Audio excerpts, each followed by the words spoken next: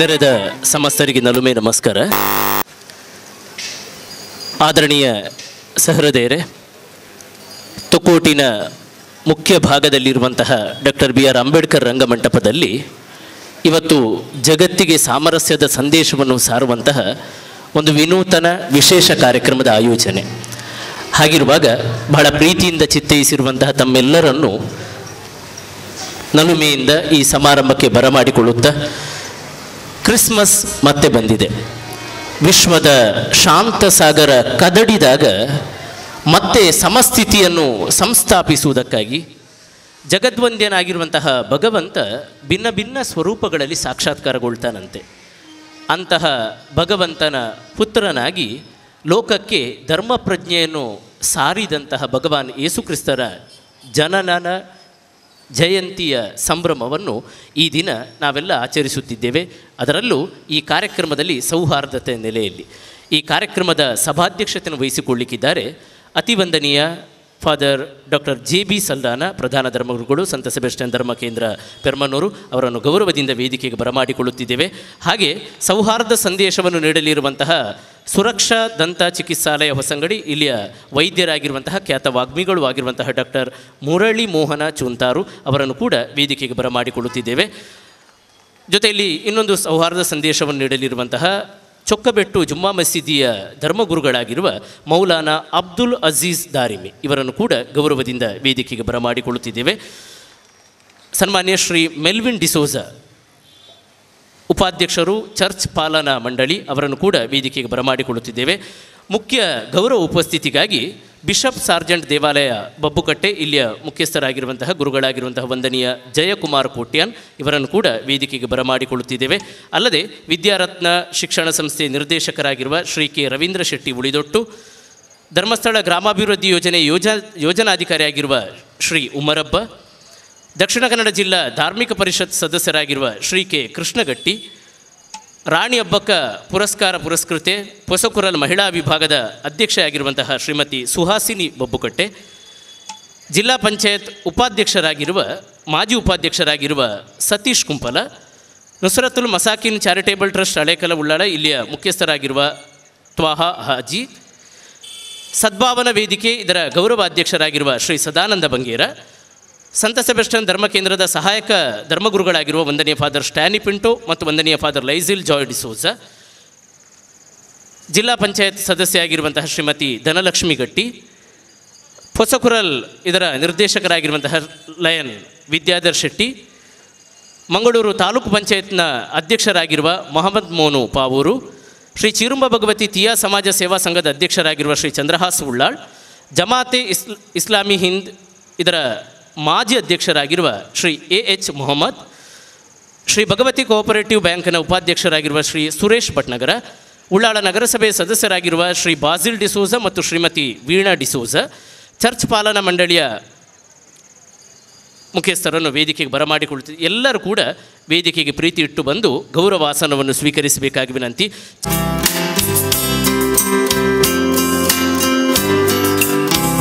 ಅತಿಥಿಗಳು ಗೌರವದ ಆಸನವನ್ನು ಸ್ವೀಕರಿಸಬೇಕಾಗಿ ಕೋರಿಕೆ.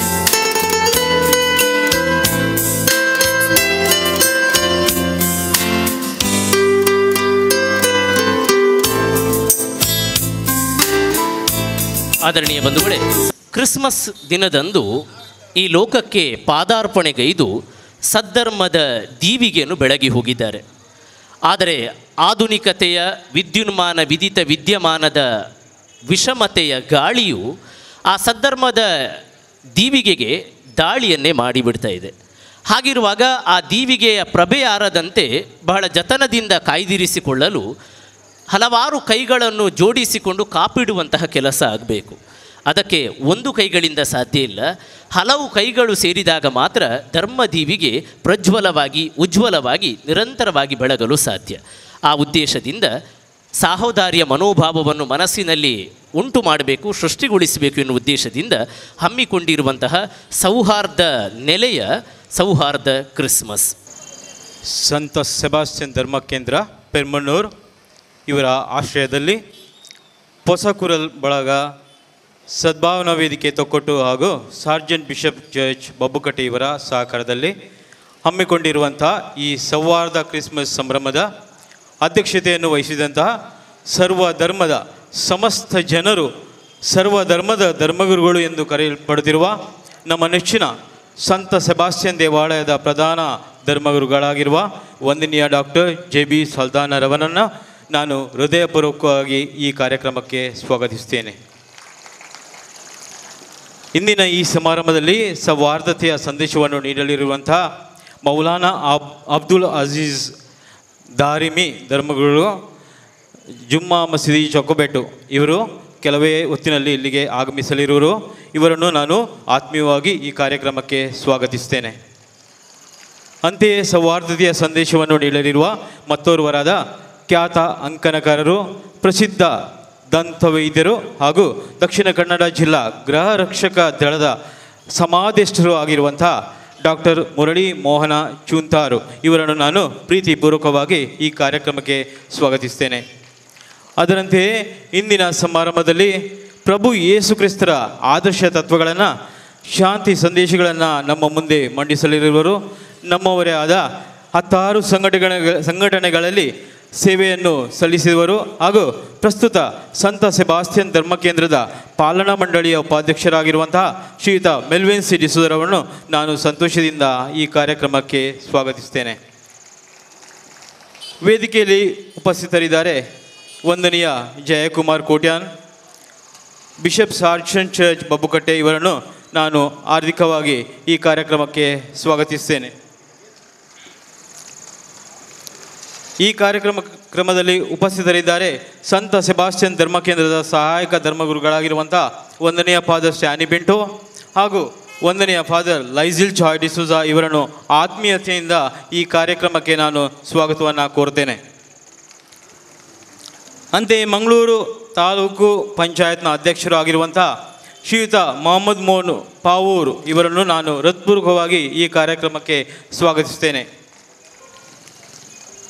ವೇದಿಕೆಯಲ್ಲಿ ಉಪಸ್ಥಿತರಿರುವಂತಹ ಜಿಲ್ಲಾ ಧಾರ್ಮಿಕ ಪರಿಷತ್ನ ಸದಸ್ಯರಾಗಿರುವಂಥ ಶ್ರೀಯುತ ಕೃಷ್ಣಗಟ್ಟಿ ಇವರನ್ನು ಹಾಗೂ ಶ್ರೀಯುತ ಚೀರುಂಬ ಭಗವತಿ ಕ್ಷೇತ್ರದ ಅಧ್ಯಕ್ಷರಾಗಿರುವಂಥ ಶ್ರೀಯುತ ಚಂದ್ರಹಾಸ್ ಉಳ್ಳಾಲ್ ಇವರನ್ನು ಪ್ರೀತಿಪೂರ್ವಕವಾಗಿ ಈ ಕಾರ್ಯಕ್ರಮಕ್ಕೆ ಸ್ವಾಗತಿಸ್ತೇನೆ. ವೇದಿಕೆಯಲ್ಲಿ ಉಪಸ್ಥಿತರಿರುವಂತಹ ತೊಕ್ಕೊಟ್ಟು ಸದ್ಭಾವನಾ ವೇದಿಕೆಯ ಗೌರವ ಅಧ್ಯಕ್ಷರಾಗಿರುವಂಥ ಶ್ರೀಯುತ ಸದಾನಂದ ಬಂಗೇರ ಇವರನ್ನು, ನುಸ್ರತುಲ್ ಮುಸಾಕಿನ್ ಚಾರಿಟೇಬಲ್ ಟ್ರಸ್ಟ್ ಅಲೆಕ್ಕಳ ಉಳ್ಳಾಲ ಇದರ ಅಧ್ಯಕ್ಷರಾಗಿರುವಂಥ ಜನಾಬ್ ತ್ವಾಹಾ ಹಾಜಿಯವರನ್ನು ನಾನು ಆತ್ಮೀಯವಾಗಿ ಈ ಕಾರ್ಯಕ್ರಮಕ್ಕೆ ಸ್ವಾಗತಿಸ್ತೇನೆ.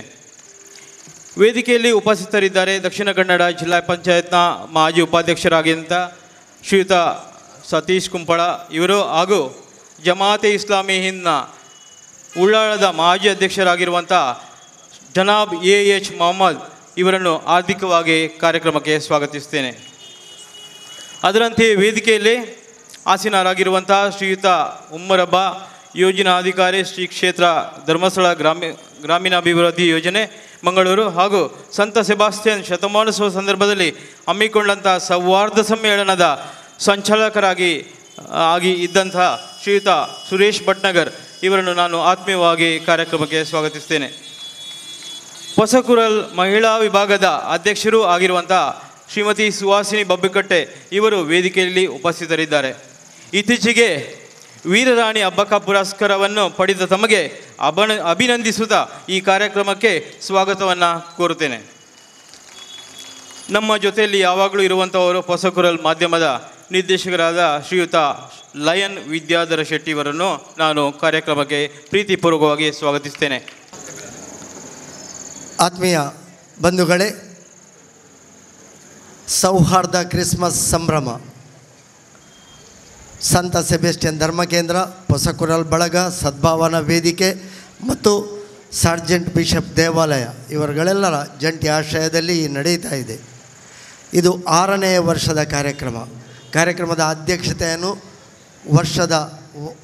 ಪ್ರತಿ ವರ್ಷದಂತೆ ಸಂತ ಸೆಬಾಸ್ಟಿಯನ್ ಧರ್ಮಕೇಂದ್ರದ ಪ್ರಧಾನ ಧರ್ಮಗುರುಗಳು ವಂದನೀಯ ಫಾದರ್ ಡಾಕ್ಟರ್ JB ಸಲ್ದಾನ್ರವರು ವಹಿಸಿಕೊಂಡಿದ್ದಾರೆ.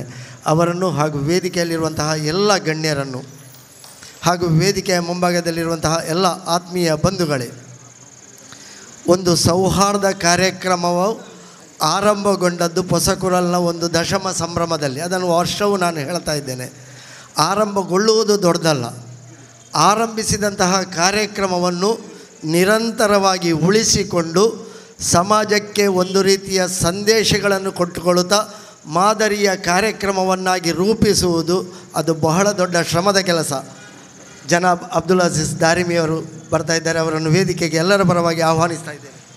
ಆಗಲೇ ಹೇಳಿದ ಹಾಗೆ ಒಂದು ಕಾರ್ಯಕ್ರಮವನ್ನು ಆರಂಭಿಸುವುದು ಅದು ಬಹಳ ಸುಲಭ. ಒಮ್ಮೆ ನಿರ್ಧಾರ ಮಾಡಿ ಒಂದಷ್ಟು ಬಳಗವನ್ನು ಸೇರಿಸಿಕೊಂಡು ದಶಮ ಸಂಭ್ರಮದ ಉತ್ಸಾಹದಲ್ಲಿ ಎಲ್ಲ ನಮ್ಮ ಆತ್ಮೀಯ ಬಂಧುಗಳನ್ನು ಸೇರಿಸಿಕೊಂಡಾಗ ಅದೊಂದು ಪೊಸಕುರಲ್ ಬಳಗ ಆಯಿತು. ಬಳಗ ವಿಸ್ತಾರವಾಗಿ ಕಾರ್ಯಕ್ರಮಗಳು ರೂಪಿತವಾದಾಗ ಅಲ್ಲಿ ಸೌಹಾರ್ದ ಇಫ್ತಾರ್ ಕೂಟ ಆಯಿತು, ಸೌಹಾರ್ದ ದೀಪಾವಳಿ ಕಾರ್ಯಕ್ರಮ ಆಯಿತು, ಸೌಹಾರ್ದ ಕ್ರಿಸ್ಮಸ್ ಸಂದೇಶ ಆಯಿತು, ಕ್ರಿಸ್ಮಸ್ ಕಾರ್ಯಕ್ರಮ ಆಯಿತು. ಆ ನಂತರಕ್ಕೆ ಮುಂದುವರಿಸಬೇಕು ಎನ್ನುವಂತಹ ಒಂದು ದೊಡ್ಡದಂತಹ ಆಶಯವನ್ನು ನಮ್ಮ ವಂದನೀಯ ಫಾದರ್ ಡಾಕ್ಟರ್ JB ಸಲ್ದಾಂಡ್ರವರು ನೀಡಿದರು. ಏನಾದರೂ ಸರಿ, ಈ ಕಾರ್ಯಕ್ರಮಗಳು ಸಮಾಜಕ್ಕೆ ಮಾದರಿಯಾಗಬೇಕು, ಒಂದು ಸಂದೇಶ ಕೊಡುವಂತಹ ಒಳ್ಳೆಯ ಕಾರ್ಯಕ್ರಮ ಆಗಿ ಮಾಡಿ ಬರಬೇಕು ಹೇಳಿಕೊಂಡು. ಆದರೆ ಇದನ್ನು ನಿರಂತರವಾಗಿ ನಡೆಸಬೇಕಿದ್ರೆ ಎಷ್ಟು ಕಷ್ಟ ಎನ್ನುವುದನ್ನು ಅದನ್ನು ಸಂಘಟಿಸುವವರಿಗೆ ಗೊತ್ತು. ನುಸ್ರತುಲ್ ಮಸಾಕಿನ್ ಅಸೋಸಿಯೇಷನ್ನವರು ವರ್ಷಂಪ್ರತಿ ಸೌಹಾರ್ದ ಇಫ್ತಾರ್ ಕೂಟಕ್ಕೆ ನಮಗೆ ಬೆಂಬಲ ನೀಡ್ತಾ ಇದ್ದಾರೆ. 6 ವರ್ಷಗಳಿಂದ ನಡೆದುಕೊಂಡು ಬಂದು ಇದು 6ನೇ ವರ್ಷದ ಕಾರ್ಯಕ್ರಮ ನಡೆದು ಹೋಯಿತು. ಆನಂತರ ಸೌಹಾರ್ದ ದೀಪಾವಳಿ ಕಾರ್ಯಕ್ರಮ ಕೊಲ್ಯ ಬಿಲ್ಲವ ಸೇವಾ ಸಮಾಜ, ಕೊಲ್ಯ ರೋಟರಿ ಸಮುದಾಯ ದಳ ಹಾಗೂ ಸದ್ಭಾವನಾ ವೇದಿಕೆಯ ಆ ಒಂದು ಸಹಕಾರದಲ್ಲಿ ಈ ವರ್ಷ 6ನೇ ವರ್ಷದ ಕಾರ್ಯಕ್ರಮ ನಡೆಯಿತು. ಇದೀಗ 6ನೇ ವರ್ಷದ ಸೌಹಾರ್ದ ದೀಪಾವಳಿ ಸಂಭ್ರಮದ ಕಾರ್ಯಕ್ರಮವಾಗಿ, ಸಂಭ್ರಮದ ಕ್ರಿಸ್ಮಸ್ ಕಾರ್ಯಕ್ರಮ, ಎಲ್ಲ ಜನರ ಕೂಡುವಿಕೆಯಿಂದ ಒಂದು ಸಂಭ್ರಮದ ವಾತಾವರಣದಲ್ಲಿ ನಾವಿದ್ದೇವೆ. ಕ್ರಿಸ್ಮಸ್ ಇನ್ನೇನು ಡಿಸೆಂಬರ್ 25 ತಾರೀಕಿಗೆ ಆಚರಣೆಯಾಗಬೇಕು ಅಷ್ಟೇ. ಆದರೆ ಅದರ ಮುಂಚಿತವಾಗಿಯೇ ಒಂದು ಸೌಹಾರ್ದ ಕಾರ್ಯಕ್ರಮವನ್ನು ನಾವು ರೂಪಿಸಿಕೊಂಡು ನಡೆಸಿಕೊಂಡು ಬರ್ತಾ ಇದ್ದೇವೆ. ಅದಕ್ಕಾಗಿ ಪ್ರಥಮತಃ ಎಲ್ಲರಿಗೂ ಮುಂಚಿತವಾಗಿಯೇ ಕ್ರಿಸ್ಮಸ್ ಹಬ್ಬದ ಶುಭಾಶಯವನ್ನು ನಾನು ತಿಳಿಸ್ತಾ ಇದ್ದೇನೆ ಎಲ್ಲ ಬಂಧುಗಳಿಗೂ. ಆ ಕ್ರಿಸ್ಮಸ್ ಅಂದರೆ ಹೇಳಿದರೆ ವಿಶ್ವಕ್ಕೆ ಹೊಸದಾದಂತಹ ಒಂದು ಬೆಳಕಿನ ಚೇತನ, ಅದು ಪ್ರವೇಶವಾದಂತಹ ದಿನ. ಅದು ಭುವನ ಜ್ಯೋತಿ ಅಂತ ಹೇಳ್ತೇವೆ, ಲೋಕಜ್ಯೋತಿ ಅಂತ ಹೇಳ್ತೇವೆ. ಅಂತಹ ಜ್ಯೋತಿಯೊಂದು ವಿಶ್ವಕ್ಕೆ ಹೊಸ ಮಾರ್ಗದರ್ಶನ ನೀಡಿದಂತಹ, ಹೊಸ ಶಕೆಯೊಂದು ಉದಿಸಿದಂತಹ ದಿನ. ಹೀಗೆ ಒಂದೊಂದು ಸಂಭ್ರಮ ಒಂದೊಂದು ರೀತಿಯ ಕಾರಣದಲ್ಲಿ ಆಚರಿಸಲ್ಪಟ್ಟಾಗ ಯಾಕೆ ಸೌಹಾರ್ದತೆ? ನಾವೆಲ್ಲರೂ ಬಾಲ್ಯದಲ್ಲಿರುವಾಗ ಯಾವ ಸೌಹಾರ್ದತೆಯನ್ನು ಕಾಣಲಿಲ್ಲ, ಆದರೆ ಅಲ್ಲಿ ಸಹಜವಾಗಿ ಸೌಹಾರ್ದತೆ ಇತ್ತು. ಎಲ್ಲರೂ ಒಂದಾಗಿ ಆಚರಿಸುವಂತಹ ಹಬ್ಬಗಳು, ಪರಸ್ಪರ ಎಲ್ಲ ಮನೆಗೆ ಹೋಗುವಂತಹ ಆ ಒಂದು ಅವಕಾಶಗಳು ಮುಕ್ತವಾಗಿದ್ದವು. ಆದರೆ ಕಾಲಕ್ರಮೇಣ ನಮಗೆ ಗೊತ್ತಿಲ್ಲದ ಹಾಗೆಯೇ ನಾವೆಲ್ಲರೂ ನಮ್ಮ ಧರ್ಮದೊಳಗೆ ಸಂಕುಚಿತವಾಗಿದ್ದುಕೊಂಡು ನಮ್ಮ ಧರ್ಮದ ಬಾಗಿಲುಗಳನ್ನು ನಮ್ಮಷ್ಟಕ್ಕೆ ಸೀಮಿತವಾಗಿ ಇರಿಸಿಕೊಂಡು ಬಾಗಿಲು ಹಾಕುವಂತಹ ಒಂದು ಕಾರ್ಯಕ್ರಮದ ಹಾಗೆ ನಮ್ಮ ಕಾರ್ಯಕ್ರಮಗಳು ನಮಗೆ ಎನ್ನುವ ರೀತಿಯಲ್ಲಿ ಆಚರಿಸಲ್ಪಡುವುದನ್ನು ನಾವು ಕಾಣ್ತಾ ಇದ್ದೇವೆ. ಅದು ಎಲ್ಲಿವರೆಗೆ ಮುಂದುವರಿಯಿತು ಅಂತ ಹೇಳಿದರೆ ಅಪಾಯಕಾರಿಯಾದಂತಹ ಬೆಳವಣಿಗೆಯವರೆಗೆ ಯಾವುದೇ ಹಬ್ಬಗಳು ಆಚರಿಸಲ್ಪಡಬೇಕಿದ್ದರೆ ಅಲ್ಲಿ ಪೊಲೀಸರ ಕಾವಲು ಅಗತ್ಯ, ಒಂದು ರೀತಿಯ ಕಣ್ಗಾವಲು ಅಗತ್ಯ ಎನ್ನುವ ಮಟ್ಟಕ್ಕೆ, ಬಹಳ ಅಪಾಯಕಾರಿಯಾದಂತಹ ಮಟ್ಟಕ್ಕೆ ನಾವು ಬೆಳೆದಿದ್ದೇವೆ. ನಮ್ಮ ಸೌಹಾರ್ದ ಸಂಭ್ರಮದ ಒಂದು ಸಂಚಾಲಕರು ಶ್ರೀಯುತ ಸುರೇಶ್ ಭಟ್ನಗರ ಬಂದಿದ್ದಾರೆ. ಅವರನ್ನು ಕೂಡ ಎಲ್ಲರ ಪರವಾಗಿ ಆತ್ಮೀಯವಾಗಿ ವೇದಿಕೆಗೆ ಬರಮಾಡಿಕೊಳ್ತಾ ಎಲ್ಲರ ಪರವಾಗಿ ಅವರನ್ನು ಸ್ವಾಗತಿಸ್ತಾ ಇದ್ದೇನೆ. ಎಲ್ಲರ ಪರವಾಗಿ ಅವರನ್ನು ಮತ್ತೊಮ್ಮೆ ಸ್ವಾಗತಿಸ್ತಾ, ಈ ರೀತಿಯಾದಂತಹ ಅಪಾಯಕಾರಿಯಾದಂತಹ ಬೆಳವಣಿಗೆಗಳಿಂದ ಜನರು ಧರ್ಮದ ಆಚರಣೆ ಅದು ಬಹಿರಂಗವಾಗಿ ಆಗುವಾಗ ಇರಲಿ ಅಥವಾ ಯಾವುದೇ ಕೇಂದ್ರಗಳಲ್ಲಿ ಆಗುವಾಗ ಇರಲಿ, ಭಯದ ವಾತಾವರಣದಲ್ಲಿ ಆಚರಿಸುವಂತಹ ಒಂದು ದಿನಗಳನ್ನು ಕಾಣುವಂತಹ ಮಟ್ಟಕ್ಕೆ ನಾವು ಬೆಳೆದು ನಿಂತಿದ್ದೇವೆ. ಒಂದು ಕಡೆಯಲ್ಲಿ ನಾವು ಹೇಳ್ತಾ ಇದ್ದೇವೆ ಆಧುನಿಕತೆ ಬೆಳೆಯುತ್ತಾ ಇದೆ, ನಾಗರಿಕತೆ ಬೆಳೆಯುತ್ತಾ ಇದೆ, ಆಧುನಿಕವಾಗಿ ನಾವು ವೇಗವಾಗಿ ಬೆಳೆಯುತ್ತಾ ಇದೆ, ಇಡೀ ವಿಶ್ವವನ್ನೇ ನಮ್ಮ ಮುಷ್ಟಿಯೊಳಗೆ ಇರಿಸಿಕೊಂಡಿದ್ದೇವೆ, ವಿಶ್ವದ ಯಾವುದೇ ಸುದ್ದಿಗಳನ್ನು ಕ್ಷಣಾರ್ಧದಲ್ಲಿ ನಾವು ಕಂಡುಕೊಳ್ಳಬಲ್ಲವರಾಗಿದ್ದೇವೆ. ಆದರೆ ಅಷ್ಟೇ ಅಪಾಯಕಾರಿಯಾಗಿ ವಿಶ್ವದ ಎಲ್ಲ ಸುದ್ದಿಗಳು ಎಲ್ಲ ರೀತಿಯಲ್ಲಿ ಹರಡುವಾಗ ಅಪಾಯಕಾರಿಯಾದಂತಹ ಸುದ್ದಿಗಳು ಮತ್ತಷ್ಟು ಬೇಗವಾಗಿ, ಅಂದರೆ ಒಳ್ಳೆಯ ಸುದ್ದಿ ಹರಡುವುದಕ್ಕಿಂತ ದ್ವಿಗುಣಿತವಾದಂತಹ ವೇಗದಲ್ಲಿ ಅಪಾಯಕಾರಿ ಸುದ್ದಿ ಹರಡುವುದನ್ನು ನಾವು ಕೇಳ್ತೇವೆ, ಸುಳ್ಳು ಸುದ್ದಿ ಹರಡುವುದನ್ನು ಕಾಣ್ತೇವೆ. ಅಂದರೆ ಆಧುನಿಕತೆಯ ಸೌಲಭ್ಯ ನಮ್ಮನ್ನು ಒಂದು ರೀತಿಯಲ್ಲಿ ದುರುಪಯೋಗದ ಮಟ್ಟಕ್ಕೂ ತಂದು ಬೆಳೆಸಿದೆ. ಇಂತಹ ಕಾಲಘಟ್ಟದಲ್ಲಿ ಇಂತಹ ಸೌಹಾರ್ದ ಕಾರ್ಯಕ್ರಮಗಳು ಸಕಾಲಿಕವಾಗಿ ಮೂಡಿ ಬರ್ತಾ ಇದೆ. ವಂದನೀಯ ಫಾದರ್ ಡಾಕ್ಟರ್ JB ಸಲ್ದಾಣ ಇರಲಿ ಅಥವಾ ಇನ್ನಿತರ ಸಂಘಟನೆಗಳಿರಲಿ, ಎಲ್ಲರೂ ಇದಕ್ಕೆ ಸ್ಪಂದನೆ ಕೊಡ್ತಾ ಇದ್ದಾರೆ. ವರ್ಷದಿಂದ ವರ್ಷಕ್ಕೆ ಕಾರ್ಯಕ್ರಮಕ್ಕೆ ಬರುವಂತಹ ಜನರ ಸಂಖ್ಯೆ ಹೆಚ್ಚಾಗುತ್ತಾ ಇದೆ. ಇಂತಹ ಕಾರ್ಯಕ್ರಮಗಳು ಆಗಬೇಕು ಎನ್ನುವಂತಹ ಆಶಯ ಎಲ್ಲ ಕಡೆಯಲ್ಲಿ ಮೂಡಿ ಬರ್ತಾ ಇದೆ. ವಿಶೇಷವಾಗಿ ಸದ್ಭಾವನಾ ವೇದಿಕೆ ಈ ಕಾರ್ಯಕ್ರಮಗಳನ್ನು, ಇಂತಹ ಕಾರ್ಯಕ್ರಮಗಳನ್ನು ಅಲ್ಲಲ್ಲಿ ಮಾಡುವಂತಹ ನಿರಂತರ ಪ್ರಯತ್ನದ ಮೂಲಕವಾಗಿ ಸಮಾಜಕ್ಕೆ ಸೌಹಾರ್ದ ಸಂದೇಶ ಕೊಡುವಂತಹ ಕಾರ್ಯಕ್ರಮಗಳನ್ನು ಹಮ್ಮಿಕೊಳ್ತಾ ಇದೆ. ನಾವು ನಮ್ಮನ್ನು ಅರಿತುಕೊಳ್ಬೇಕು, ನಮ್ಮ ಧರ್ಮವನ್ನು ನಾವು ತಿಳಿದುಕೊಳ್ಬೇಕು, ನಮ್ಮ ಧರ್ಮವನ್ನು ನಾವು ಎಷ್ಟು ಸಾಧ್ಯವೋ ಅಷ್ಟು ಒಳ್ಳೆಯ ರೀತಿಯಲ್ಲಿ ಆಚರಿಸಿಕೊಳ್ಬೇಕು. ಅದೇ ರೀತಿಯಲ್ಲಿ ಇನ್ನೊಂದು ಧರ್ಮವನ್ನು ತಿಳಿದುಕೊಳ್ಳುವ ಪ್ರಯತ್ನ, ಆ ಧರ್ಮದ ಆಚರಣೆಯಲ್ಲಿ ನಾವು ಭಾಗಿಯಾಗುವಂತಹ ಪ್ರಾಮಾಣಿಕ ಪ್ರಯತ್ನ ಈ ರೀತಿಯಲ್ಲಿ ಮಾಡಿಕೊಂಡಾಗ ನಾವು ಬಾಲ್ಯದಲ್ಲಿ ಒಂದು ನೆನಪಿಸಿಕೊಳ್ಬಹುದು. ಆಟ ಆಡುವಾಗ ನಾವು ಎಲ್ಲರೂ ಮುಕ್ತವಾಗಿ ಆಟವಾಡುತ್ತಿದ್ದಂತಹ ದಿನಗಳನ್ನು ನಾನು ನೆನಪಿಸಿಕೊಳ್ತೇನೆ. ಆದರೆ ಈಗ ಹಾಗಿಲ್ಲ. ಆಟದಲ್ಲೂ ಪಂಗಡ ಆಗಿದೆ, ವಿಭಜನೆ ಆಗಿದೆ. ಇಂತಹ ವಾತಾವರಣ ಮತ್ತೆ ಮರಳಿ ಬರುವ ಹಾಗೆ ಎಲ್ಲರೂ ಒಂದಾಗಿ ಪ್ರಯತ್ನಿಸುವ, ನನ್ನ ಇತಿಮಿತಿಯ ಆ ಒಂದು ಸಮಯದಲ್ಲಿ ಮಾತನ್ನು ಮುಗಿಸುವ ಪ್ರಯತ್ನ ಮಾಡ್ತಾ ಇದ್ದೇನೆ. ಎಲ್ಲರಿಗೂ ವಂದನೆಗಳನ್ನು ಸಲ್ಲಿಸ್ತಾ, ಎಲ್ಲರ ಸಹಕಾರ ನಿರಂತರವಾಗಿ ಸೌಹಾರ್ದ ಕಾರ್ಯಕ್ರಮಕ್ಕೆ ಇರಲಿ. ಅದು ಕೇವಲ ಹೊಸಕುರಲ್ ಬಳಗ, ಅದು ನಾಂದಿ ಆಗಿರಬಹುದು, ಸಂತ ಸೆಬೆಸ್ಟಿಯನ್ ಧರ್ಮ ಕೇಂದ್ರ, ನುಸ್ರತುಲ್ ಮಸಾಕಿನ್ ಇರಬಹುದು, ಸದ್ಭಾವನಾ ವೇದಿಕೆ ಇರಬಹುದು, ಅಥವಾ ಕೊಲ್ಯ ಬಿಲ್ಲವ ಸಮಾಜ, ಹೀಗೆ ಎಲ್ಲ ಸಂಘಟನೆಗಳು ಇದಕ್ಕೆ ಜತೆ ಸೇರಿಕೊಂಡಾಗ ಎಲ್ಲರ ಆ ಒಂದು ಸಹಕಾರದಿಂದ ಕಾರ್ಯಕ್ರಮಗಳು ಉತ್ತಮ ರೀತಿಯಲ್ಲಿ ಮೂಡಿಬರಲಿಕ್ಕೆ ಸಾಧ್ಯ ಆಗುತ್ತದೆ. ನಿಮ್ಮೆಲ್ಲರ ಸಹಕಾರ ಇದೇ ರೀತಿಯಲ್ಲಿ ಇರಲಿ ಅಂತ ಹೇಳಿಕೊಳ್ಳುತ್ತಾ, ಎಲ್ಲರಿಗೂ ಕ್ರಿಸ್ಮಸ್ ಹಬ್ಬದ ಶುಭಾಶಯಗಳನ್ನು ಸೇರಿಕೊಳ್ಳುತ್ತಾ ಒಂದು ಮಾತು ಇಲ್ಲಿ ಹೇಳ್ತಾ ಇದ್ದೇನೆ. ನುಸ್ರತುಲ್ ಮಸಾಕಿನ್ ಅಸೋಸಿಯೇಷನ್ ಅಧ್ಯಕ್ಷರು ಜನಾಬ್ ತ್ವಾಹ ಹಾಜಿ ಅವರನ್ನು ಕೂಡ ಎಲ್ಲರ ಪರವಾಗಿ ಆತ್ಮೀಯವಾಗಿ ಸ್ವಾಗತಿಸ್ತಾ ವೇದಿಕೆಗೆ ಅವರನ್ನು ಗೌರವಪೂರ್ವಕವಾಗಿ ಬರಮಾಡಿಕೊಳ್ತಾ ಇದ್ದೇವೆ. ಒಂದು ಮಾತಿದೆ, ಹುಲ್ಲಾಗು ಬೆಟ್ಟದಡಿ ಮನೆಗೆ ಮಲ್ಲಿಗೆಯಾಗು, ಕಲ್ಲಾಗು ಕಷ್ಟಗಳ ಮಳೆಯ ವಿಧಿ ಸುರಿಯೇ, ಬೆಲ್ಲ ಸಕ್ಕರೆಯಾಗು ದೀನ ದುರ್ಬಲಂಗೆ, ಎಲ್ಲರೊಳೊಂದಾಗು ಮಂಕುತಿಮ್ಮ. ನಾವು ಎಲ್ಲರೊಳಗೆ ಒಂದಾಗುವಂತಹ ಪ್ರಯತ್ನವನ್ನು ಮಾಡುವ, ಬೆಲ್ಲ ಸಕ್ಕರೆಯಾಗುವ, ಮಳೆಗಳ ಆ ಕಷ್ಟಗಳ ಮಳೆ ಬಂದಾಗ ಅದಕ್ಕೆ ಕಲ್ಲಾಗುವಂತಹ ಒಂದು ಪ್ರಯತ್ನವನ್ನು ಮಾಡುವ, ಎಲ್ಲರಿಗೂ ಒಳ್ಳೆಯದಾಗಲಿ. ಈ ಸೌಹಾರ್ದ ಸಂದೇಶಗಳು ಎಲ್ಲರ ಮನವನ್ನು ಮುಟ್ಟಲಿ, ಎಲ್ಲರ ಮನವನ್ನು ಗೆಲ್ಲಲಿ. ಸೌಹಾರ್ದತೆಯ ಮೂಲಕವಾಗಿ ಈ ಕ್ರಿಸ್ಮಸ್ ಹಬ್ಬ ಹೊಸ ಆಶಯದೊಂದಿಗೆ, ಹೊಸ ಚೇತನದೊಂದಿಗೆ ಮೂಡಿಬರಲಿ ಅಂತ ಹೇಳ್ಕೊಳ್ತಾ ಎಲ್ಲರಿಗೂ ವಂದನೆಗಳು, ಎಲ್ಲರಿಗೂ ನಮಸ್ಕಾರ, ಶುಭವಾಗಲಿ. ಹಿಂದು ಮುಂದು ಹಾಸು ಬೀಸು ಎತ್ತರ ಬಿತ್ತರಗಳ ಬಗ್ಗೆ ಪ್ರಾಸ್ತಾವಿಕನ ನುಡಿಗಳ ಮೂಲಕ ವಿಶದೀಕರಣದ ಮಾತುಗಳನ್ನು ಕೊಟ್ಟು ಕಾರ್ಯಕ್ರಮಕ್ಕೆ ಸೂಕ್ತವಾದ ಮುನ್ನುಡಿ ಬರೆದ ವಿದ್ಯಾಧರ್ ಶೆಟ್ಟಿ ಇವರಿಗೊಂದು ಚಪ್ಪಾಳೆಯ ಮೂಲಕ ಪ್ರೀತಿಯ ನಮಸ್ಕಾರಗಳನ್ನು ಸಲ್ಲಿಸೋಣ. ಸ್ನೇಹಿತರೆ, ಹಬ್ಬಗಳು ರೂಢಿಗತಗೊಂಡಿರುವುದೇ ಜನೈಕ್ಯತೆಯ ಸಾಧ್ಯತೆಗಾಗಿ. ಮನಗಳ ನಡುವಣ ಭಿನ್ನತೆಯ ಗೋಡೆಗಳನ್ನು ಕೆಡವಿಕೊಂಡು ಸ್ನೇಹ ಸೇತುವೆಯನ್ನು ಹೆಣೆಯಲು ಹಬ್ಬಗಳಲ್ಲಿ ಸುಲಭ ಅವಕಾಶ. ಆದರೆ ಇಂದು ಹಬ್ಬಗಳ ಸಾರ್ವತ್ರಿಕತೆ ಮರೆಯಾಗಿ ಮತ್ತೆ ಸಂಕುಚಿತತೆ, ಸೀಮಿತತೆ ಕಾಣುತ್ತಿದೆ. ಮತ್ತೆ ಸಂಭ್ರಮದ ನದಿಯಲ್ಲಿ ಹನಿಯಾಗುವುದಕ್ಕೆ, ಸಮಾನತೆಯಲ್ಲಿ ಲೀನವಾಗುವುದಕ್ಕೆ ಇಂದಿನ ಈ ಶುಭ ಸಮಾರಂಭ ಮಂಟಪ ಕಟ್ಟುತ್ತಿದೆ. ಹೀಗಿರುವಾಗ 3 ಸಂದೇಶಗಳು ಅನಾವರಣಗೊಳ್ಳುವಂತಹ ಸುಗಳಿಗೆ ಬಂಧುಗಳೇ, ನಮ್ಮ ಎದೆಯ ಬಾಗಿಲನ್ನು ತೆರೆದು ಸಂದೇಶಗಳನ್ನು ಎದೆಯೊಳಗೆ ಬರಮಾಡಿಕೊಳ್ಳೋಣ. ಆರಂಭದಲ್ಲಿ ಧರ್ಮ ಸಂದೇಶ, ಸೌಹಾರ್ದ ಸಂದೇಶವನ್ನು ನೀಡಬೇಕಾಗಿ ಚೊಕ್ಕಬೆಟ್ಟುವಿನ ಜುಮ್ಮಾ ಮಸೀದಿಯ ಧರ್ಮಗುರುಗಳು, ಖ್ಯಾತ ವಾಗ್ಮಿಗಳು, ಧರ್ಮ ತಜ್ಞರೂ ಆಗಿರುವ ಬಹುಮಾನ್ಯ ಮೌಲಾನಾ ಅಬ್ದುಲ್ ಅಜೀಜ್ ದಾರಿಮಿ ಇವರಲ್ಲಿ ಗೌರವದ ಪ್ರಾರ್ಥನೆ. ಇದು ಒಂದು ಸದ್ಭಾವನೆಯ, ಸೌಹಾರ್ದತೆಯ ವೇದಿಕೆ.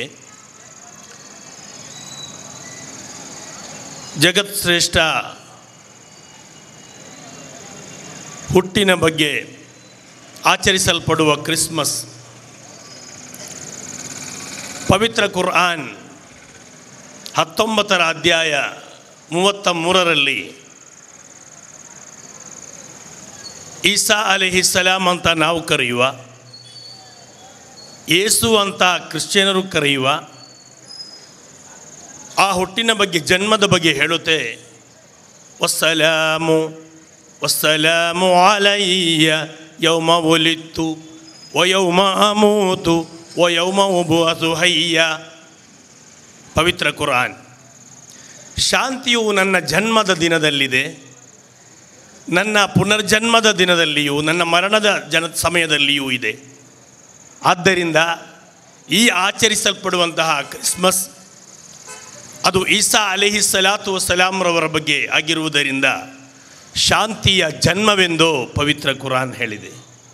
ಆದ್ದರಿಂದ ಶಾಂತಿಯೆಡೆಗೆ, ಸ್ನೇಹದೆಡೆಗೆ ಕೊಂಡೊಯ್ಯುವಂತಹ ಅರ್ಥಪೂರ್ಣವಾದ ವೇದಿಕೆ ಅಂತ ನಾನು ಹೇಳಬಯಸುತ್ತೇನೆ.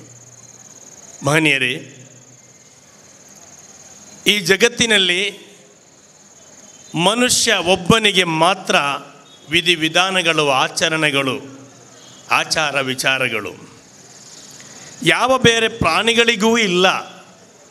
ಗ್ರಂಥಗಳಿಲ್ಲ, ವಿಶ್ವಕೋಶ ಪುಸ್ತಕಗಳಿಲ್ಲ, ವಿದ್ಯೆ ಇಲ್ಲ, ಶಿಕ್ಷಣವಿಲ್ಲ, ಡಿಗ್ರಿ ಇಲ್ಲ, ಕೋರ್ಸು ಇಲ್ಲ, ಡಾಕ್ಟರೇಟ್ ಇಲ್ಲ, ಏನೂ ಇಲ್ಲ.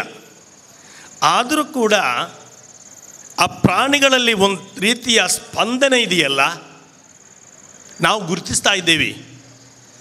ಪ್ರವಾದಿಯವರ ಬಳಿ ಒಮ್ಮೆ ಒಬ್ಬರು 2-3 ಒಂದು ಪಾರಿವಾಳದ ಹಕ್ಕಿಗಳನ್ನು ತಂದು ಮುಂದಿಡುತ್ತಾರೆ. ಆವಾಗ ಆ ಹಕ್ಕಿ ಮರಿಗಳ ತಲೆ ಮೇಲೆ ಪಾರಿವಾಳ ತಾಯಿ ಹಾರಾಡುತ್ತಾ ಇತ್ತು. ಪ್ರವಾದಿಯವರು, ಯಾಕೆ ಆ ಪಾರಿವಾಳದ ತಾಯಿ ಹಕ್ಕಿಗೆ ಯಾಕೆ ನೀವು ನೋವನ್ನು ಕೊಟ್ಟಿದ್ದೀರಾ? ಆ ಮರಿಗಳನ್ನು ಅಲ್ಲೇ ಬಿಟ್ಟು ಬನ್ನಿ ಅಂದಾಗ ಅದನ್ನು ಆ ಸ್ವಹಾಬಿ ವರಿಯರು, ಅನುಯಾಯಿಗಳು ಎಲ್ಲಿಂದ ತಂದರೂ ಅಲ್ಲೇ ಬಿಟ್ಟು ಬರುತ್ತಾರೆ. ಈ ಒಂದು ಘಟನೆಯಲ್ಲಿ ಆ ಪಾರಿವಾಳದ ಮರಿಗಳನ್ನು ಪ್ರವಾದಿವರಿಯರು ಹಿಡಿದುಕೊಂಡಾಗ ಪ್ರವಾದಿವರಿಯರ ಅನುಯಾಯಿಗಳು ಅದನ್ನು ಬಟ್ಟೆಯಲ್ಲಿ ಸುತ್ತಿ ತರುವಾಗ ಆ ಹಕ್ಕಿ ಮರಿಗಳ ತಾಯಿ ಮೇಲೆ ಹಾರಾಡ್ತಾ ಇತ್ತು. ಆ ಮರಿಗಳಿಗಾಗಿ ಆ ಬಟ್ಟೆಯನ್ನು ತೆರೆಸಿದಾಗ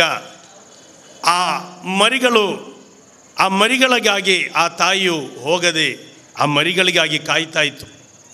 ಇಲ್ಲಿ ನಾವು ಚಿಂತನೆ ಮಾಡುವಂಥ ವಿಚಾರ, ಆ ಮರಿಗಳನ್ನು ಬಿಟ್ಟು ಆ ಪಾರಿವಾಳ ಹಾರಾಡಲೇ ಇಲ್ಲ, ಸಾಧ್ಯವಾಗಿದ್ದರೂ ಕೂಡ. ಅದೇ ರೀತಿ ತಾನು ಬದುಕುವುದಾದರೆ ತನ್ನ ಮರಿಗಳೊಂದಿಗೆ ಅನ್ನುವಂತಹ ಒಂದು ಹೃದಯ ಸ್ಪರ್ಶಿಯಾದ ಸ್ಪಂದನ ಆ ಪಾರಿವಾಳದ ಮನಸ್ಸಿನಲ್ಲಿ ಇತ್ತು, ತಾಯಿ ಪಾರಿವಾಳದಲ್ಲಿ ಇತ್ತು. ಹೀಗಿರುವಾಗ ಇದೊಂದು ಸ್ಪಷ್ಟವಾದ ಒಂದು ಘಟನೆ.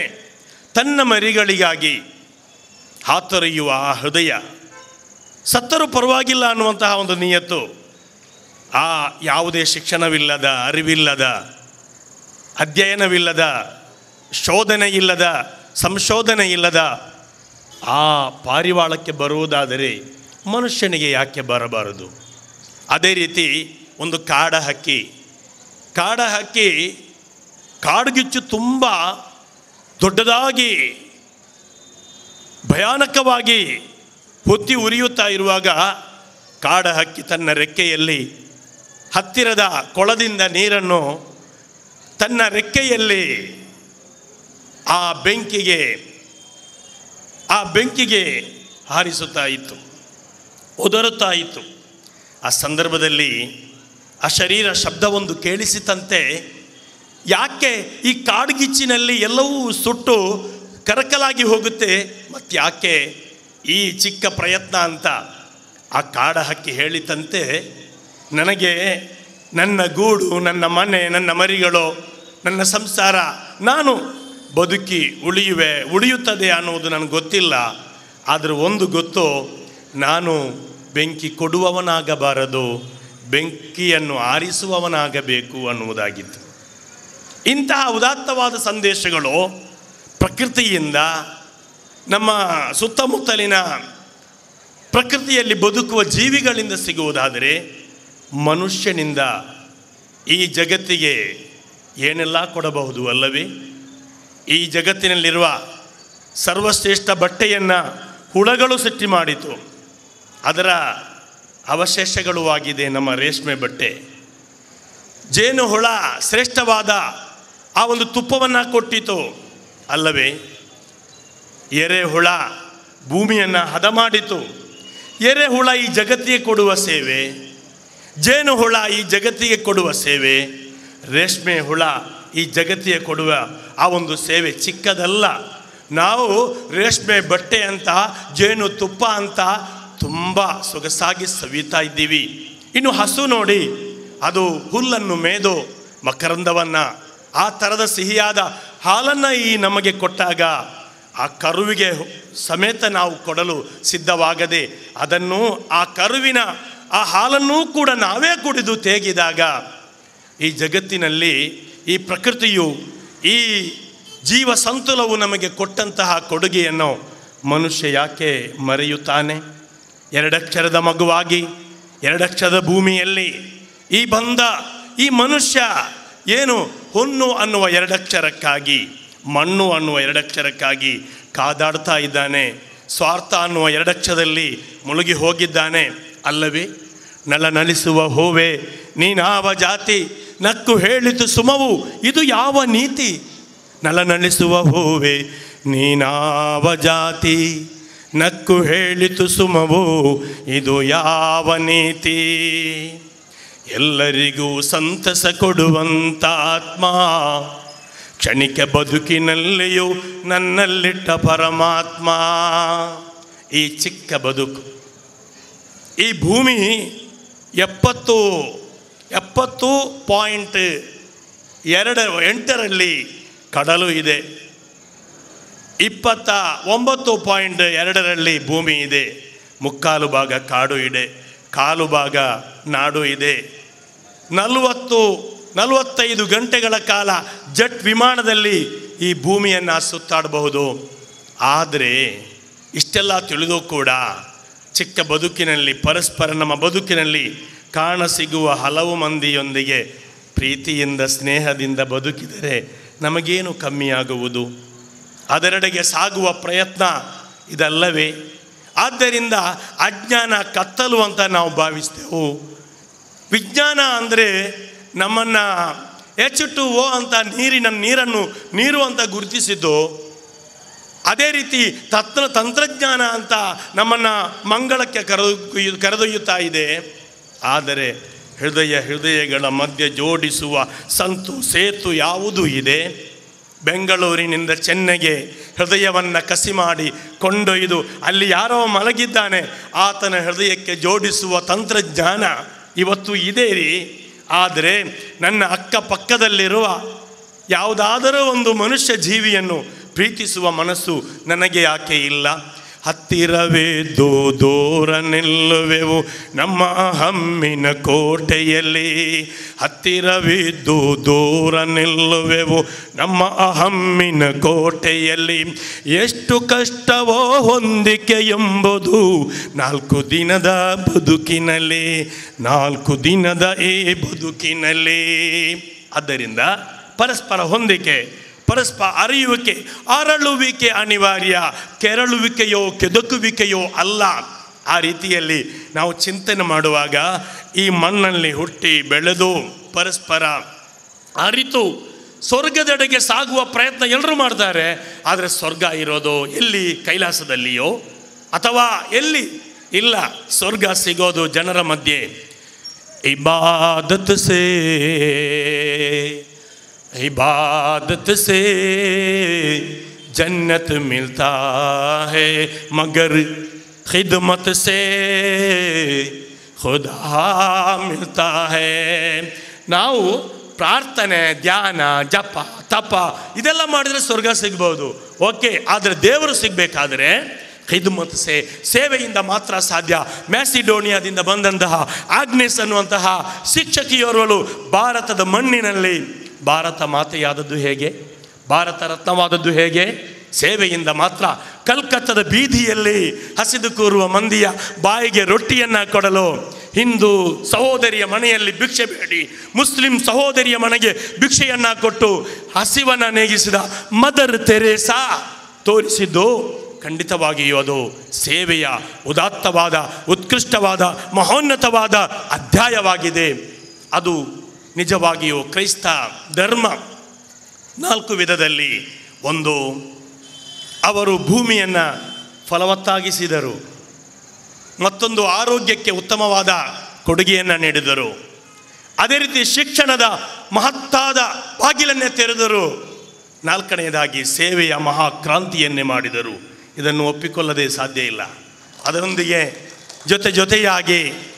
ಜೊತೆಯಾಗಿ ಪರಸ್ಪರ ಅರಿತು ಬೆರೆತು ಒಂದಾಗಿ ಬಾಳಿ ಬದುಕೋಣ ಅನ್ನುವ ಸಂದೇಶದೊಂದಿಗೆ ನಾನು ಪ್ರಾಸ್ತಾವಿಕ ಭಾಷಣದಲ್ಲಿ ಒಂದು ಹಾಡು ಕೇಳಿದೆ. ಚಿಕ್ಕದರಲ್ಲಿ ನಾವು ಹಾಡಿದ ಆ ಚೊಕ್ಕದಾದ ಹಾಡು ಇದೆಯಲ್ಲ, ಆ ರೀತಿ ಆಟ ಆಡಿ ನಾವು ಬದುಕೋಣ. ಆಟ 2 ಅಕ್ಷರವಲ್ಲವೇ? ಅದಕ್ಕೆ ನನ್ನದೊಂದು ಹಾಡು ನೆನಪಾಗ್ತಾ ಇದೆ. ಕಣ್ಣ ಮುಚ್ಚೆ ಕಾಡೆಗೂಡೆ ಉದ್ದಿನ ಮೂಟೆ ಉರುಳೆ ಹೋಯ್ತೋ, ನಮ್ಮಯ ಹಕ್ಕಿ ಬಿಟ್ಟೆ ನಿಮ್ಮಯ ಹಕ್ಕಿ ಬಚ್ಚಿಟ್ಟುಕೊಳ್ಳಿ. ಇದರ ಅರ್ಥ ಕಲಿತು ನಾವು ಮುಂದೆ ಸಾಗಿದರೆ ಯಾವ ಪ್ರಶ್ನೆಯೂ ಇಲ್ಲ. ಏನು ಅದರ ಅರ್ಥ? ಕಣ್ಣ ಮುಚ್ಚೆ ಕಾಡೆ ಗೋಡೆ, ಸತ್ತು ಹೋದರೆ ಏನೂ ಇಲ್ಲ, ಮುಗೀತು ಅಲ್ಲಿಗೆ. ಕಾಡು ಮಾತ್ರ. ಅರಮನೆ ಇಲ್ಲ, ಬಂಗಲೆ ಇಲ್ಲ, ಫ್ಲ್ಯಾಟ್ ಇಲ್ಲ, ನೋಟ್ ಇಲ್ಲ, ಯಾವುದೂ ಇಲ್ಲ. ATM ಯಾರಿಗೂ ಬೇಡ, ವರ್ಕೌಟ್ ಆಗೋದಿಲ್ಲ. ಕಣ್ಣ ಮುಚ್ಚೆ ಕಾಡೆ ಗೋಡೆ ಉದ್ದಿನ ಮೂಟೆ ಉರುಳೆ ಹೋಯ್ತು. ಉದ್ದಿನ ಮೂಟೆ ಥರ ತಿಂದು ಉಂಡು ತೇಗಿ ಏನೆಲ್ಲ ಆಗ್ಬಿಟ್ಟೆ ಅಲ್ಲ ನಾನು. ಉರುಳೆ ಹೋಯ್ತು, ಬಿದ್ದು ಹೋಯ್ತು, ಮತ್ತೇನಿದೆ? ನಮ್ಮಯ ಹಕ್ಕಿ ಬಿಟ್ಟೆ ನಾನು ಈ ಜಗತ್ತಿನಲ್ಲಿ ಲಾಯಾತ ಸಿಕಂದರ್ ದುನಿಯಾ ಸೆ ಲೇ ಚಲಾ ಕ್ಯಾ ತೆ ದೋನೋ ಹಾಥೋ ಖಾಲಿ ಕಫನ್ ಸೆ ಬಾಹರ್ ನಿಕಲೆ. ತೀರಿಕೊಂಡಾಗ ರಾಜನಾದರೂ ಏನೂ ಇಲ್ಲ. ಅಂದು ರಾಜರುಗಳು ಕಟ್ಟಿದರು ಕೋಟೆಗಳನ್ನು, ಅಭೇದ್ಯವಾದ ಕೋಟೆಗಳನ್ನು ಕಟ್ಟಿದರು, ಎಲ್ಲವನ್ನು ಮಾಡಿಟ್ಟರು. ಕಟ್ಟ ಕಡೆಗೆ ಮಡಕೆಯಲ್ಲಿ ಹೊನ್ನನ್ನು ಅವರು ಭೂಮಿಯಲ್ಲಿ ಅವರು ಅಡಗಿಸಿಟ್ಟರು. ಆದರೆ ಇವತ್ತಿನ ಆಧುನಿಕತೆಯ ಡಿಗ್ರಿ ಕೋರ್ಸು, ಡಾಕ್ಟರೇಟ್ ಮುಗಿಸಿದ ಶಿಕ್ಷಣವಂತರು, ಸುಶಿಕ್ಷಿತರು ಅಂತ ಹೇಳುವವರು ಏನು ಮಾಡಿದರು? ಅಲ್ಲಿ ನಿಧಿ ಇದೆ, ಇಲ್ಲಿ ನಿಧಿ ಇದೆ ಅಂತ ಹೇಳಿ ಮಕ್ಕಳನ್ನು ಬಲಿ ಕೊಟ್ಟು ಹುಡುಕಾಡಿದರು, ಅಷ್ಟೇ ಮಾಡಿದ್ದು. ಆದರೆ ಅಂದು ಹೋದವರು ಬಿಟ್ಟು ಹೋದದ್ದನ್ನು ಅಗೆದು ಮಕ್ಕಳನ್ನು ಬಲಿ ಕೊಟ್ಟು ಇನ್ನೂ ಅಗೆದು ಹೊಣ್ಣು ಮಣ್ಣು ಸೇಕರಿಸುವ ಈ ಮನುಷ್ಯನ ಬದುಕಿನಲ್ಲಿ ಏನೋ ಒಂದು ಅರ್ಥ ಸಿಗಲಿಲ್ಲ. ಆದ್ದರಿಂದ ಇದೆಲ್ಲವೂ ಅಲ್ಲ, ಸುಜ್ಞಾನವಾಗಿರುವ ನನ್ನಯ ಹಕ್ಕಿ ಬಿಟ್ಟೆ ನಿಮ್ಮಯ ಹಕ್ಕಿ ಬಚ್ಚಿಟ್ಟುಕೊಳ್ಳಿ. ಈ ಆತ್ಮ ಇದೆಯಲ್ಲ, ಅದರಲ್ಲಿ ಪ್ರೀತಿಯನ್ನು ತೆರೆದು, ಅದರಲ್ಲಿ ಪ್ರೀತಿಯನ್ನು, ಸ್ನೇಹವನ್ನು ತುಂಬಿ ಆ ಆತ್ಮವನ್ನು ನೀವು ಉಳಿಸ್ಕೊಳ್ಳಿ ಅಂತ ಆ ಮರಣ ಸಮಯದಲ್ಲಿ ಹೇಳುವಂತಹ ಆ ಉತ್ತಮವಾದಂತಹ ಒಂದು ಸಂದೇಶ. ಆದ್ದರಿಂದ ಸಂಪತ್ತೇ ಈ ಜಗತ್ತಿನಲ್ಲಿ ಒಂದು ಒಂದು ಆಸ್ತಿಯಾಗಿದ್ದರೆ ಗಾಂಧೀಜಿ ಅವನ್ನು ಯಾರೂ ಶ್ರಮಿಸುತ್ತಾ ಇರಲಿಲ್ಲ. ಸೌಂದರ್ಯವೇ, ಬಾಹ್ಯ ಸೌಂದರ್ಯವೇ ಒಂದು ಉತ್ತಮವಾದಂತಹ ಆಸ್ತಿಯಾಗಿದ್ದರೆ ಅಬ್ರಹಾಂ ಲಿಂಕನ್ನನ್ನು ಯಾರೂ ಗುರುತಿಸಿರಲಿಲ್ಲ. ಆದ್ದರಿಂದ ನಿಜವಾದ ಸಂಪತ್ತು, ನಿಜವಾದ ಸೌಂದರ್ಯ ಅದು ಹೃದಯದ ಸೌಂದರ್ಯವಾಗಿದೆ. ಆದ್ದರಿಂದ ನಾವು ಮಾಡಬೇಕಾದದ್ದು, ಎಲ್ಲೋ ಹುಡುಕಿದೆ ಇಲ್ಲದ ದೇವರ ಕಲ್ಲು ಮಣ್ಣುಗಳ ಗುಡಿಯೊಳಗೆ, ಇಲ್ಲೇ ಇರುವ ಪ್ರೀತಿ ಸ್ನೇಹಗಳ ಗುರುತಿಸದಾದೆನು ನಮ್ಮೊಳಗೆ. ಎಲ್ಲಿದೆ ನಂದನ, ಎಲ್ಲಿದೆ ಬಂಧನ, ಎಲ್ಲ ಇದೆಯೇ ನಮ್ಮೊಳಗೆ. ಒಳಗಿನ ತಿಳಿಯನು ಕಲುಕದೆ ಇದ್ದರೆ ಅಮೃತದ ಸವಿಯಿದೆ ನಾಲಗೆಗೆ. ಜೈ ಹಿಂದ್, ಜೈ ಕರ್ನಾಟಕ. ವರ್ತಮಾನದ ಸ್ಥಿತಿ ಗತಿ ಇವೆರಡನ್ನು ಅವಲೋಕನ ಮಾಡುವ ಹಾಗೆ ಒಂದು ಹೊಸ ಸಾಧ್ಯತೆಯನ್ನು ನೀಡುವಂತಹ ವಿವಿಧ ನಿದರ್ಶನಗಳ ಗೀತಾಪೂರ್ಣವಾಗಿರುವ ಸಾಮರಸ್ಯ ವಚನಗಳನ್ನು ಕೊತ್ತ ಬಹುಮಾನ್ಯ ಮೌಲಾನಾ ಅಬ್ದುಲ್ ಅಜೀಜ್ ದಾರಿಮಿ ಅವರ ಹೊನ್ನುಡಿಗಳಿಗಾಗಿ ಚಪ್ಪಾಳೆ ಮೂಲಕ ಮತ್ತೆ ಗೌರವದಿಂದ ಅವರಿಗೆ ವಂದಿಸುತ್ತಿದ್ದೇವೆ. ಮುಂದಕ್ಕೆ ಸಾಮರಸ್ಯದ ನುಡಿಗಳನ್ನು ನೀಡಲಿದ್ದಾರೆ ಡಾಕ್ಟರ್ ಮುರಳಿ ಮೋಹನ್ ಚೂಂತಾರು, ಸುರಕ್ಷಾ ದಂತ ಚಿಕಿತ್ಸಾಲಯ ಹೊಸಂಗಡಿ ಮಂಜೇಶ್ವರ, ಇಲ್ಲಿ ವೈದ್ಯರಾಗಿ ಸೇವೆ ಸಲ್ಲಿಸ್ತಾ ಇದ್ದಾರೆ. ಖ್ಯಾತ ದಂತವೈದ್ಯರು, ವೈದ್ಯಕೀಯ ಬರಹಗಾರರು, ಅಂಕಣಕಾರರು, ಅಲ್ಲದೆ ದಕ್ಷಿಣ ಕನ್ನಡ ಜಿಲ್ಲಾ ಗೃಹ ರಕ್ಷಕ ದಳದ ಸಮಾದೇಷ್ಟರಾಗಿ ಸೇವೆ ಸಲ್ಲಿಸುತ್ತಿದ್ದಾರೆ. ಅವರು ಈ ಶುಭ ಸೌಹಾರ್ದ ಕೂಟದಲ್ಲಿ ಐಕ್ಯೋಕ್ತಿಗಳನ್ನು ನೀಡಬೇಕಾಗಿ ಅವರಲ್ಲಿ ಗೌರವದ ಪ್ರಾರ್ಥನೆ. ನಾವೆಲ್ಲ ಹೊಟ್ಟೆಪಾಡಿಗಾಗಿ ವೈದ್ಯಕೀಯ ವೃತ್ತಿಯನ್ನು ಮಾಡಿಕೊಂಡು ಬದುಕುವಂಥ ಈಗಿನ ಕಾಲದ ಘಟ್ಟದಲ್ಲಿದ್ದವ ವೈದ್ಯರು ಇವತ್ತಿನ ಈ ಕ್ರಿಸ್ಮಸ್ ಸಂದೇಶ ಹೇಳುವ ಮೊದಲು ಪ್ರಾಸ್ತಾವಿಕವಾಗಿ ಒಂದೆರಡು ಮಾತುಗಳನ್ನು ಹೇಳಿ ಆಮೇಲೆ ನಾನು ವಿಷಯಕ್ಕೆ ಬರ್ತೇನೆ. ಈಗ ಯಾವ ಕಾಲಘಟ್ಟದಲ್ಲಿ ನಾವು ಬಂದು ನಿಂತಿದ್ದೇವೆ ಅಂದರೆ ಬಹುಶಃ ಮಗದೊಮ್ಮೆ ಯೇಸು ಕ್ರಿಸ್ತ ಹುಟ್ಟಿ ಬರಬೇಕು ಅಂತಹ ಕಾಲಘಟ್ಟದಲ್ಲಿ ನಾವು ಬಂದು ನಿಂತಿದ್ದೇವೆ. ಯಾಕೆ ಅಂತ ಹೇಳಿದರೆ ಯಾವುದೇ ವಿಚಾರಕ್ಕೂ ಜಾತಿ ಮತ ಭೇದ ಇದನ್ನೆಲ್ಲ ತಂದು ರಾಜಕೀಯ ಇರ್ಬೋದು, ವೈದ್ಯಕೀಯ ಇರ್ಬೋದು, ಶಿಕ್ಷಣ ಇರ್ಬೋದು, ಯಾವುದೇ ವಿಚಾರಗಳಲ್ಲೂ ನಾವು ಜಾತಿಯನ್ನು ತಂದು ಜನರಲ್ಲಿ ಮನಸ್ತಾಪ ಉಂಟು ಮಾಡಿ ಜನರನ್ನು ಒಡೆದು ಆಳುವ ನೀತಿ ನಡೆಯುತ್ತಿರುವ ಇಂತಹ ಕಾಲಘಟ್ಟದಲ್ಲಿ ಇವತ್ತು ಈ ಒಂದು ಸೌಹಾರ್ದ ಸಂಭ್ರಮ ಕಾರ್ಯಕ್ರಮ ನಡೆಯುತ್ತಿರುವುದು ಬಹಳ ಶ್ಲಾಘನೀಯ. ವಿದ್ಯಾಧರ್ ಶೆಟ್ಟಿ ಮತ್ತು ಎಲ್ಲ ಬಳಗದವರು, ಎಲ್ಲ ಧರ್ಮದ ಮುಖಂಡರು ಇವತ್ತು ಸೇರಿಕೊಂಡು ಈ ರೀತಿಯ ಒಂದು ಸುಂದರವಾದಂತಹ ಸಂದೇಶವನ್ನು ಸಮಾಜಕ್ಕೆ ನೀಡ್ತಾ ಇದ್ದಾರೆ ಅಂತ ಹೇಳಿದರೆ, ಇಂತಹ ಕಾರ್ಯಕ್ರಮಗಳು ಹೆಚ್ಚು ನಡೆದಲ್ಲಿ ಬಹುಶಃ ಸಮಾಜದಲ್ಲಿ ಸೌಹಾರ್ದ ಹೆಚ್ಚು ನೆಲೆಸ್ಬೋದು ಅಂತ ಹೇಳಲಿಕ್ಕೆ ಇಚ್ಛೆ ಪಡ್ತೇನೆ. ಒಂದು ಚಿಕ್ಕ ಘಟನೆಯನ್ನು ನಾನು ಹೇಳ್ತೇನೆ, ಒಂದು ಸಣ್ಣ ಕತೆ. ನಾವು ಸ್ವಲ್ಪ ಕತೆ ಹೇಳಬೇಕಾಗತ್ತೆ. ಒಂದು ತಂದೆ ಒಬ್ಬ ಮಗನನ್ನು ಹಿಡ್ಕೊಂಡು ಮೈದಾನದಲ್ಲಿ ಗಾಳಿಪಟ ಬಿಡ್ತಾ ಇದ್ದಂತೆ. ನಾವೆಲ್ಲ ಚಿಕ್ಕವರಾಗಿರುವಾಗ ಅದನ್ನು ಮಾಡಿದ್ದೇವೆ. ಗಾಳಿಪಟವನ್ನು ಹಿಡ್ಕೊಂಡು ಮೈದಾನದಲ್ಲಿ ಬಿಡ್ತಾ ಇರುವಾಗ ಗಾಳಿಪಟ ಮೇಲೆ ಹೋಗ್ತಾ ಇತ್ತು. ಮಗನಿಗೆ, ಸಣ್ಣ ಮಗ, ತುಂಬ ಸಂತಸ, ತುಂಬ ಖುಷಿ, ಕೇಕೆ ಹಾಗೆ ನಗ್ತಾ ಇದ್ದ ಮಗ. ಅಪ್ಪ ಇನ್ನೂ ಮೇಲೆ ಬಿಡು ಅಂತೇಳಿ. ನಮಗೊತ್ತು ಆ ದಾರವನ್ನು ಬಿಟ್ಟರೆ ಗಾಳಿಪಟ ಮೇಲೆ ಹೋಗ್ತದೆ. ಮೇಲಕ್ಕೆ ಹೋದಷ್ಟು ಮಗನಿಗೆ ಮತ್ತಷ್ಟು ಖುಷಿ, ಮತ್ತಷ್ಟು ನಗು. ಒಂದು ಹಂತದಲ್ಲಿ, ಒಂದು ಲೆವೆಲಿಗೆ ಹೋದ್ಮೇಲೆ ಅದಕ್ಕಿಂತ ಮೇಲೆ ಹೋಗ್ಲಿಕ್ಕೆ ಆಗಲ್ಲ ಅಂತೇಳಿ ಈ ಮಗನಿಗೆ ಬೇಜಾರು. ತಂದೆ ಹತ್ರ ಹೇಳಿದ್ರ, ಮಗ ಇನ್ನೂ ಮೇಲೆ ಹೋಗಲಿ ಅಪ್ಪ ಅಂತೇಳಿ. ಈ ಅಪ್ಪ ಏನು ಮಾಡ್ದ, ಇನ್ನೂ ಮೇಲೆ ಹೋಗಬೇಕಾದ್ರೆ ಅಂತೇಳಿ ದಾರವನ್ನು ಬಿಟ್ಟ. ಗಾಳಿಪಟ ಮೇಲೆ ಹೋಯಿತು, ಮೇಲೆ ಹೋಯಿತು, ಕಣ್ಣಿಗೆ ಕಾಣಿಸದ ರೀತಿಯಲ್ಲಿ ಮೇಲೆ ಹೋಯಿತು. ಇದರ ಅರ್ಥ ಮಗ ಆ ಕ್ಷಣದಲ್ಲಿ ಸಂತಸಪಟ್ಟ.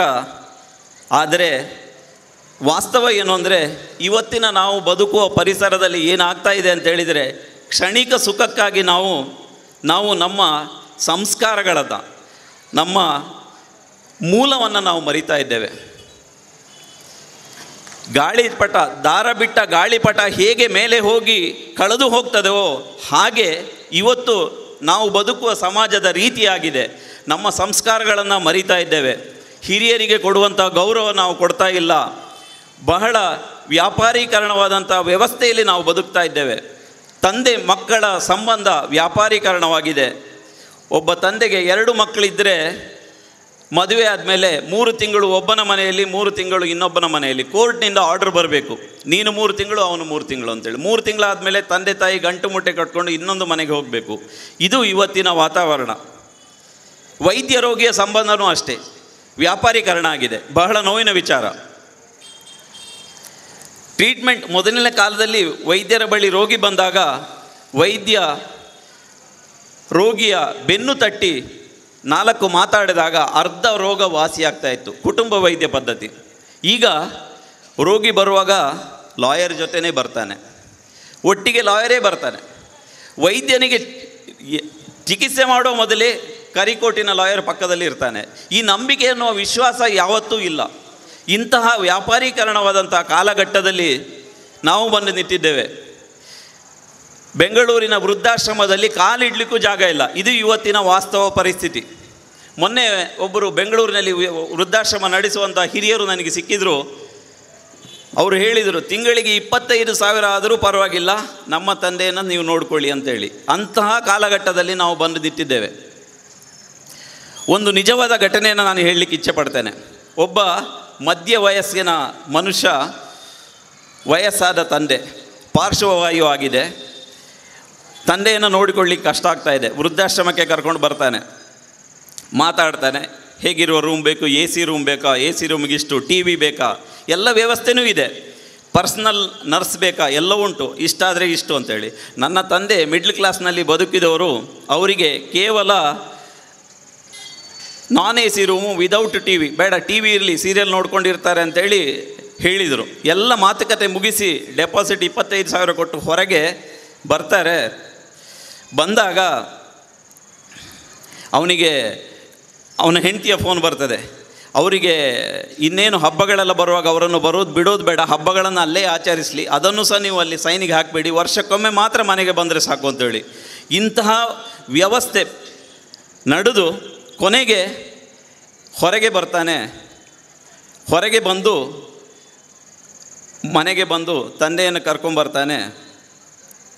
ಬಂದು ಪುನಃ ಅನಾಥಾಶ್ರಮಕ್ಕೆ ವೃದ್ಧಾಶ್ರಮಕ್ಕೆ ಸೇರಿಸುವಾಗ ಈ ತಂದೆ ಆ ವೃದ್ಧಾಶ್ರಮದ ಓನರ್ ಜೊತೆ ನಕ್ಕು ಮಾತಾಡಿದಾಗ, ಅವನನ್ನು ವಿಚಾರಿಸ್ಕೊಂಡಾಗ, ಅವನ ಬಗ್ಗೆ ಮಾತಾಡಿದಾಗ, ಇವರ ಜೊತೆ ಮಾತಾಡಿದಾಗ ಇವನಿಗೆ ಅನ್ನಿಸ್ತು ಇವರಿಗೆಲ್ಲೋ ಪರಿಚಯ ಇರಬೇಕು ಅಂತೇಳಿ. ಎಲ್ಲ ಅವ್ರನ್ನ ಅಡ್ಮಿಷನ್ ಮಾಡಿ ಬಿಟ್ಟು ಹೊರಗೆ ಬಂದು ಈ ಮಗ ಅವನ ಹತ್ರ ಕೇಳ್ದ, ವೃದ್ಧಾಶ್ರಮದ ಓನರ್ ಹತ್ರ, ನಿಮಗೆ ಅವರು ಮೊದಲು ಪರಿಚಯ ಇದೆಯಾ ಅಂತೇಳಿ. ಆಗ ಆ ಪುಣ್ಯಾತ್ಮ ಏನು ಹೇಳಿದ ಅಂದರೆ, 40 ವರ್ಷಗಳ ಹಿಂದೆ ಇಲ್ಲಿಂದ ಒಂದು ಸಣ್ಣ ಮಗುವನ್ನು ಅವರು ತಗೊಂಡೋಗಿದ್ದಾರೆ ಅಂತೇಳಿ. ಆ ತಗೊಂಡೋದ ಮಗನೇ ಇವನು. ಇಂತಹ ಪರಿಸ್ಥಿತಿ, ಇದು ನಿಜವಾದ ಕತೆ. ಈಗಿನ ಕಾಲಘಟ್ಟ ಹಾಗೆ ಆಗಿದೆ. ತಂದೆ ಮಕ್ಕಳ ಸಂಬಂಧ ಹದಡಿ ಹೋಗಿದೆ. ಪ್ರೀತಿ ಪ್ರಾಮಾಣಿಕತೆಗೆ ಬೆಲೆ ಇಲ್ಲ, ವಿಶ್ವಾಸ ಇಲ್ಲ. ಹೀಗಿರುವಾಗ ನಾವು ಯೇಸು ಕ್ರಿಸ್ತನನ್ನು ನೆನೆಸ್ಕೊಳ್ಳೇಬೇಕು. ಶತ್ರುವನ್ನು ಪ್ರೀತಿಸಿ, ಎಲ್ಲರನ್ನ ಪ್ರೀತಿ ಮಾಡಿ, ದ್ವೇಷಿಸಿದವರನ್ನು ಪ್ರೀತಿಸಿ, ಪ್ರೀತಿಯಿಂದ ಜಗತ್ತನ್ನು ಗೆಲ್ಲಬಹುದು ಅಂತ ಸಂದೇಶವನ್ನು ಕೊಟ್ಟದ್ದು ಇವತ್ತು ಯೇಸು ಕ್ರಿಸ್ತ. ಬಡವರಿಗಾಗಿ, ದೀನದಲಿತರಿಗಾಗಿ, ನೊಂದವರಿಗಾಗಿ, ರೋಗಿಗಳಿಗಾಗಿ ಅವರ ಸೇವೆಯಲ್ಲೇ ಸರ್ವಸ್ವವನ್ನು ಅವರಿಗಾಗಿ ಮುಡಿಪಾಗಿಟ್ಟರು ಜೀವನವನ್ನು. ಶತ್ರುಗಳನ್ನು ಅವರನ್ನು ಶಿಲುಬೆಗೆ ಏರಿಸಿದ್ರು ಸಹ ಕೊನೆ ವರ್ಡ್ ಅವರು ಹೇಳಿದ್ದು ಅವರಿಗೇನು ಮಾಡಬೇಡಿ ಅಂತೇಳಿ. ಅಂತಹ ಶತ್ರುವನ್ನು ಸಹ ಪ್ರೀತಿಸಿ, ಪರಸ್ಪರ ಎಲ್ಲರನ್ನ ಪ್ರೀತಿಸಿ, ದ್ವೇಷ ನಿಲ್ಲಿಸಿ ಅಂತೇಳುವ ಸಂದೇಶ ಕೊಟ್ಟಂತಹ ಯೇಸು ಕ್ರಿಸ್ತ ಬಹುಶಃ ಮಗದೊಮ್ಮೆ ಹುಟ್ಟಿ ಬಂದರೆ ಒಳ್ಳೆಯದೇನೋ ಅನ್ನೋ ಭಾವನೆ ನಮಗೆ ಈಗ ಬಂದರೆ ಅದು ತಪ್ಪಲ್ಲ. ಅಂತಹ ವಾತಾವರಣ, ಹದಗೆಟ್ಟ ವಾತಾವರಣ ಇದೆ. ಇವತ್ತು ಇಂತಹ ಒಂದು ಕಾರ್ಯಕ್ರಮಗಳನ್ನು ನಡೆಸಿ ನಾವೆಲ್ಲ ಪರಸ್ಪರರನ್ನು ಪ್ರೀತಿಸೋಣ, ಪರಸ್ಪರರನ್ನು ವಿಶ್ವಾಸದಿಂದ ನೋಡೋಣ, ಒಬ್ಬರಿಗೊಬ್ಬರು ಸಹಾಯ ಮಾಡೋಣ. ಆ ಮೂಲಕ ಒಂದು ಸುಂದರವಾದಂಥ ರಾಮರಾಜ್ಯವನ್ನು ಕಟ್ಟೋಣ ಅಂತ ಹೇಳೋ ಒಂದು ಸಂದೇಶವನ್ನು ಇವತ್ತು ನಾವು ಸಮಾಜಕ್ಕೆ ನೀಡಬೇಕಾದ ಅನಿವಾರ್ಯತೆ ಇದೆ. ಅದು ಇಲ್ಲಿ ಆಗಿದೆ ಅಂತ ಹೇಳಲಿಕ್ಕೆ ನಾನು ಇಚ್ಛೆ ಪಡ್ತೇನೆ. ಇನ್ನು ಮದರ್ ತೆರೇಸಾ ಬಗ್ಗೆ ಒಂದೆರಡು ಮಾತು ಹೇಳಲೇಬೇಕು. ಯಾಕೆಂತ ಹೇಳಿದರೆ, ನಾವು ದೊಡ್ಡ ಮನುಷ್ಯರಾಗಬೇಕಾದ್ರೆ ಮೌಂಟ್ ಎವರೆಸ್ಟ್ ಹತ್ತಬೇಕಂತಿಲ್ಲ. ನಮ್ಮಲ್ಲಿ ಒಂದು ಕಲ್ಪನೆ ಇದೆ, ನಾವು ದೊಡ್ಡ ಮನುಷ್ಯರಾಗಬೇಕು, ದೊಡ್ಡ ಕೆಲಸವನ್ನು ಮಾಡಬೇಕು ಅಂತೇಳಿ. ಆದರೆ ಈಗ ತಾನೇ ಧರ್ಮಗುರುಗಳು ಹೇಳಿದರು ಮದರ್ ತೆರೇಸಾ ಏನು ಮಾಡಿದರು ಅಂತೇಳಿ. ಕುಷ್ಠರೋಗಿಗಳನ್ನು ಪ್ರೀತಿಯಿಂದ ಪ್ರಾಮಾಣಿಕವಾಗಿ ಸೇವೆ ಮಾಡಿದರು. ಅತಿ ಸಣ್ಣ ಕೆಲಸವನ್ನು ಪ್ರೀತಿಯಿಂದ ಪ್ರಾಮಾಣಿಕವಾಗಿ ಮಾಡಿದರೆ ನೀವು ದೊಡ್ಡ ಮನುಷ್ಯರಾಗಿರ್ತೀರಾ ಅಂತೇಳಿ.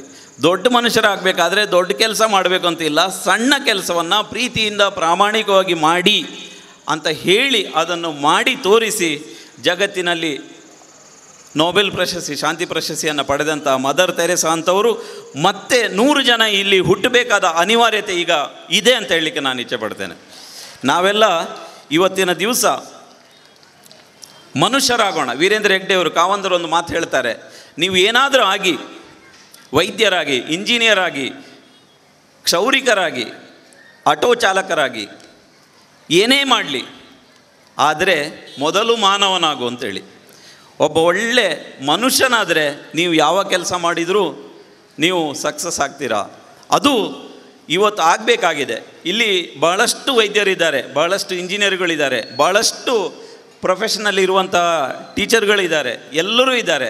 ಆದರೆ ನಮ್ಮಲ್ಲಿ ಮನುಷ್ಯರ ಸಂಖ್ಯೆ ಕಡಿಮೆ ಆಗ್ತಾ ಇದೆ. ಯೇಸು ಕ್ರಿಸ್ತನ ಜೀವನ ಸಂದೇಶನೇ ಅದು. ನಾವೆಲ್ಲ ಮೊದಲು ಮನುಷ್ಯರಾಗೋಣ, ಮಾನವರಾಗೋಣ, ಎಲ್ಲರ ಸೇವೆ ಮಾಡೋಣ ಅಂತೇಳಿ. ಇವತ್ತು ನಮ್ಮಲ್ಲಿ ಮನುಷ್ಯತ್ವ ಹುಟ್ಟಬೇಕಾದಂಥ ಅನಿವಾರ್ಯತೆ ಇದೆ. ಇಂತಹ ಸಭೆ ಸಮಾರಂಭಗಳು ಜಾಸ್ತಿ ನಡೆದಲ್ಲಿ ನಮ್ಮಲ್ಲೂ ಸಹ ಮಾನವೀಯತೆಯ ತುಡಿತ ಹುಟ್ಟಿ ನಾವೆಲ್ಲ ಮನುಷ್ಯರಾಗಲಿಕ್ಕೆ ಪ್ರಾಮಾಣಿಕವಾದ ಪ್ರಯತ್ನ ಮಾಡೋಣ ಅಂತ ಹೇಳಲಿಕ್ಕೆ ನಾನು ಇಚ್ಛೆ ಪಡ್ತೇನೆ. ಕೊನೆಯದಾಗಿ ಭಗವದ್ಗೀತೆ ನಮ್ಮ ಪವಿತ್ರ ಗ್ರಂಥ, ಹಲವಾರು ಶ್ಲೋಕಗಳಿದೆ. ಹೆಚ್ಚಿನವರು ಭಗವದ್ಗೀತೆ ಶ್ಲೋಕಗಳನ್ನು ಹೇಳ್ತಾರೆ, ಅದರ ಅರ್ಥ ಗೊತ್ತಿರುವುದಿಲ್ಲ. ಬೈಬಲ್ ಇದೆ, ಬೈಬಲ್ ಶ್ಲೋಕಗಳನ್ನು ಉದ್ಧರಿಸ್ತಾರೆ, ಅದರ ಅರ್ಥ ಅವರಿಗೆ ಜೀವನದಲ್ಲಿ ಅಳವಡಿಸಿಕೊಳ್ಳುವುದಿಲ್ಲ. ಯಾವುದೇ ಕುರಾನ್ ಇರ್ಬೋದು, ಬೈಬಲ್ ಇರ್ಬೋದು, ಭಗವದ್ಗೀತೆ ಇರ್ಬೋದು, ಅದರ ಶ್ಲೋಕವನ್ನು ಹೇಳಿ ಸಭೆಗಳಲ್ಲಿ ಚಪ್ಪಾಳೆ ಗಿಟ್ಟಿಸಿದರೆ ಏನೂ ಪ್ರಯೋಜನ ಇಲ್ಲ. ನಿಜ ಜೀವನದಲ್ಲಿ ನಾವು ಅಳವಡಿಸಿಕೊಳ್ಬೇಕು. ನಿಜ ಜೀವನದಲ್ಲಿ ಅಳವಡಿಸಿಕೊಂಡು ಅದನ್ನು ಪ್ರಾಕ್ಟಿಕಲಾಗಿ ಇಂಪ್ಲಿಮೆಂಟ್ ಮಾಡಿದರೆ ಮಾತ್ರ ನಾವು ಓದಿದ ಭಗವದ್ಗೀತೆಗೆ ಸಾರ್ಥಕ ಆಗ್ತದೆ, ಓದಿದ ಕುರಾನ್ ಸಾರ್ಥಕ ಆಗ್ತದೆ, ಓದಿದ ಬೈಬಲ್ ಸಾರ್ಥಕ ಆಗ್ತದೆ. ಈಗ ಏನು ನಡೀತಾ ಇದೆ ಅಂತ ಹೇಳಿದರೆ, ಮಾತೆತ್ತಿದರೆ ನಾವು ಭಗವದ್ಗೀತೆ ಶ್ಲೋಕವನ್ನು ಉದ್ಧರಿಸ್ತೇವೆ, ಆದರೆ ನಮ್ಮ ಎದುರುಗಡೆನೆ ಒಬ್ಬ ಬಿದ್ದು ಹೊರಳಾಡ್ತಾ ಇದ್ದರೆ ನಾವು ಏನೂ ಅಲ್ಲದವ್ರ ಥರ ಇದ್ದು ಬದುಕ್ತಾ ಇದ್ದೇವೆ. ಒಂದು ಆಕ್ಸಿಡೆಂಟ್ ಆದರೆ ಅದರ ಫೋಟೋ ತೆಗೆದು 5 ನಿಮಿಷದಲ್ಲಿ ವಾಟ್ಸಪ್ಪಲ್ಲಿ ಬರ್ತದೆ. ಅವನಿಗೆ ಹೆಲ್ಪ್ ಮಾಡುವಂಥ ಒಬ್ಬ ಮನುಷ್ಯರ ಸಂಖ್ಯೆ ಕಡಿಮೆ ಆಗ್ತಾ ಇದೆ. ಇವತ್ತು ಇಂತಹ ಸೌಹಾರ್ದ ಸಂಗಮ ಕಾರ್ಯಕ್ರಮಗಳಿಂದ ಮತ್ತಷ್ಟು ಮನುಷ್ಯರು ಹುಟ್ಟಿ ಬರಲಿ, ಮತ್ತಷ್ಟು ಜನರಲ್ಲಿ ಮನುಷ್ಯತ್ವ ಹುಟ್ಟಲಿ ಅಂತ ಹೇಳಿ ನಾನು ಹಾರೈಸಿ ಭಗವದ್ಗೀತೆಯ ಶ್ಲೋಕದಿಂದ ನಾನು ನನ್ನ ಮಾತನ್ನು ಮುಗಿಸ್ತೇವೆ. ವಸುದೇವ ಸುತಂ ದೇವಂ ಕಂಸ ಚಾಣೂರ ಮರ್ದನಂ ದೇವಕಿ ಪರಮಾನಂದಂ ಕೃಷ್ಣಂ ವಂದೇ ಜಗದ್ಗುರು. ಜೈ ಹಿಂದ್. ನಾನೇನು ಭಾಷಣಕರ್ತನಲ್ಲ, ನಾನು ಇಷ್ಟವರೆಗೆ ಭಾಷಣ ಮಾಡಲು ಸಹ ಇಲ್ಲ. ಅದು ಒಂದೆರಡು ವಿಷಯಗಳನ್ನು ನಿಮ್ಮೊಡನೆ ಇರಲು ಇಲ್ಲಿ ನಿಂತಿರುವೆನು.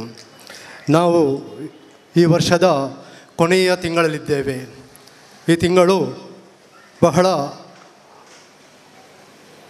ಉತ್ತಮ ತಿಂಗಳು, ಏಕೆಂದರೆ ಇದು ವರ್ಷದ ಕೊನೆ ತಿಂಗಳು, ಅಂದರೆ ಮುಂದಿನ ಹೊಸ ವರ್ಷಕ್ಕೆ ಆರಂಭದ ತಿಂಗಳು.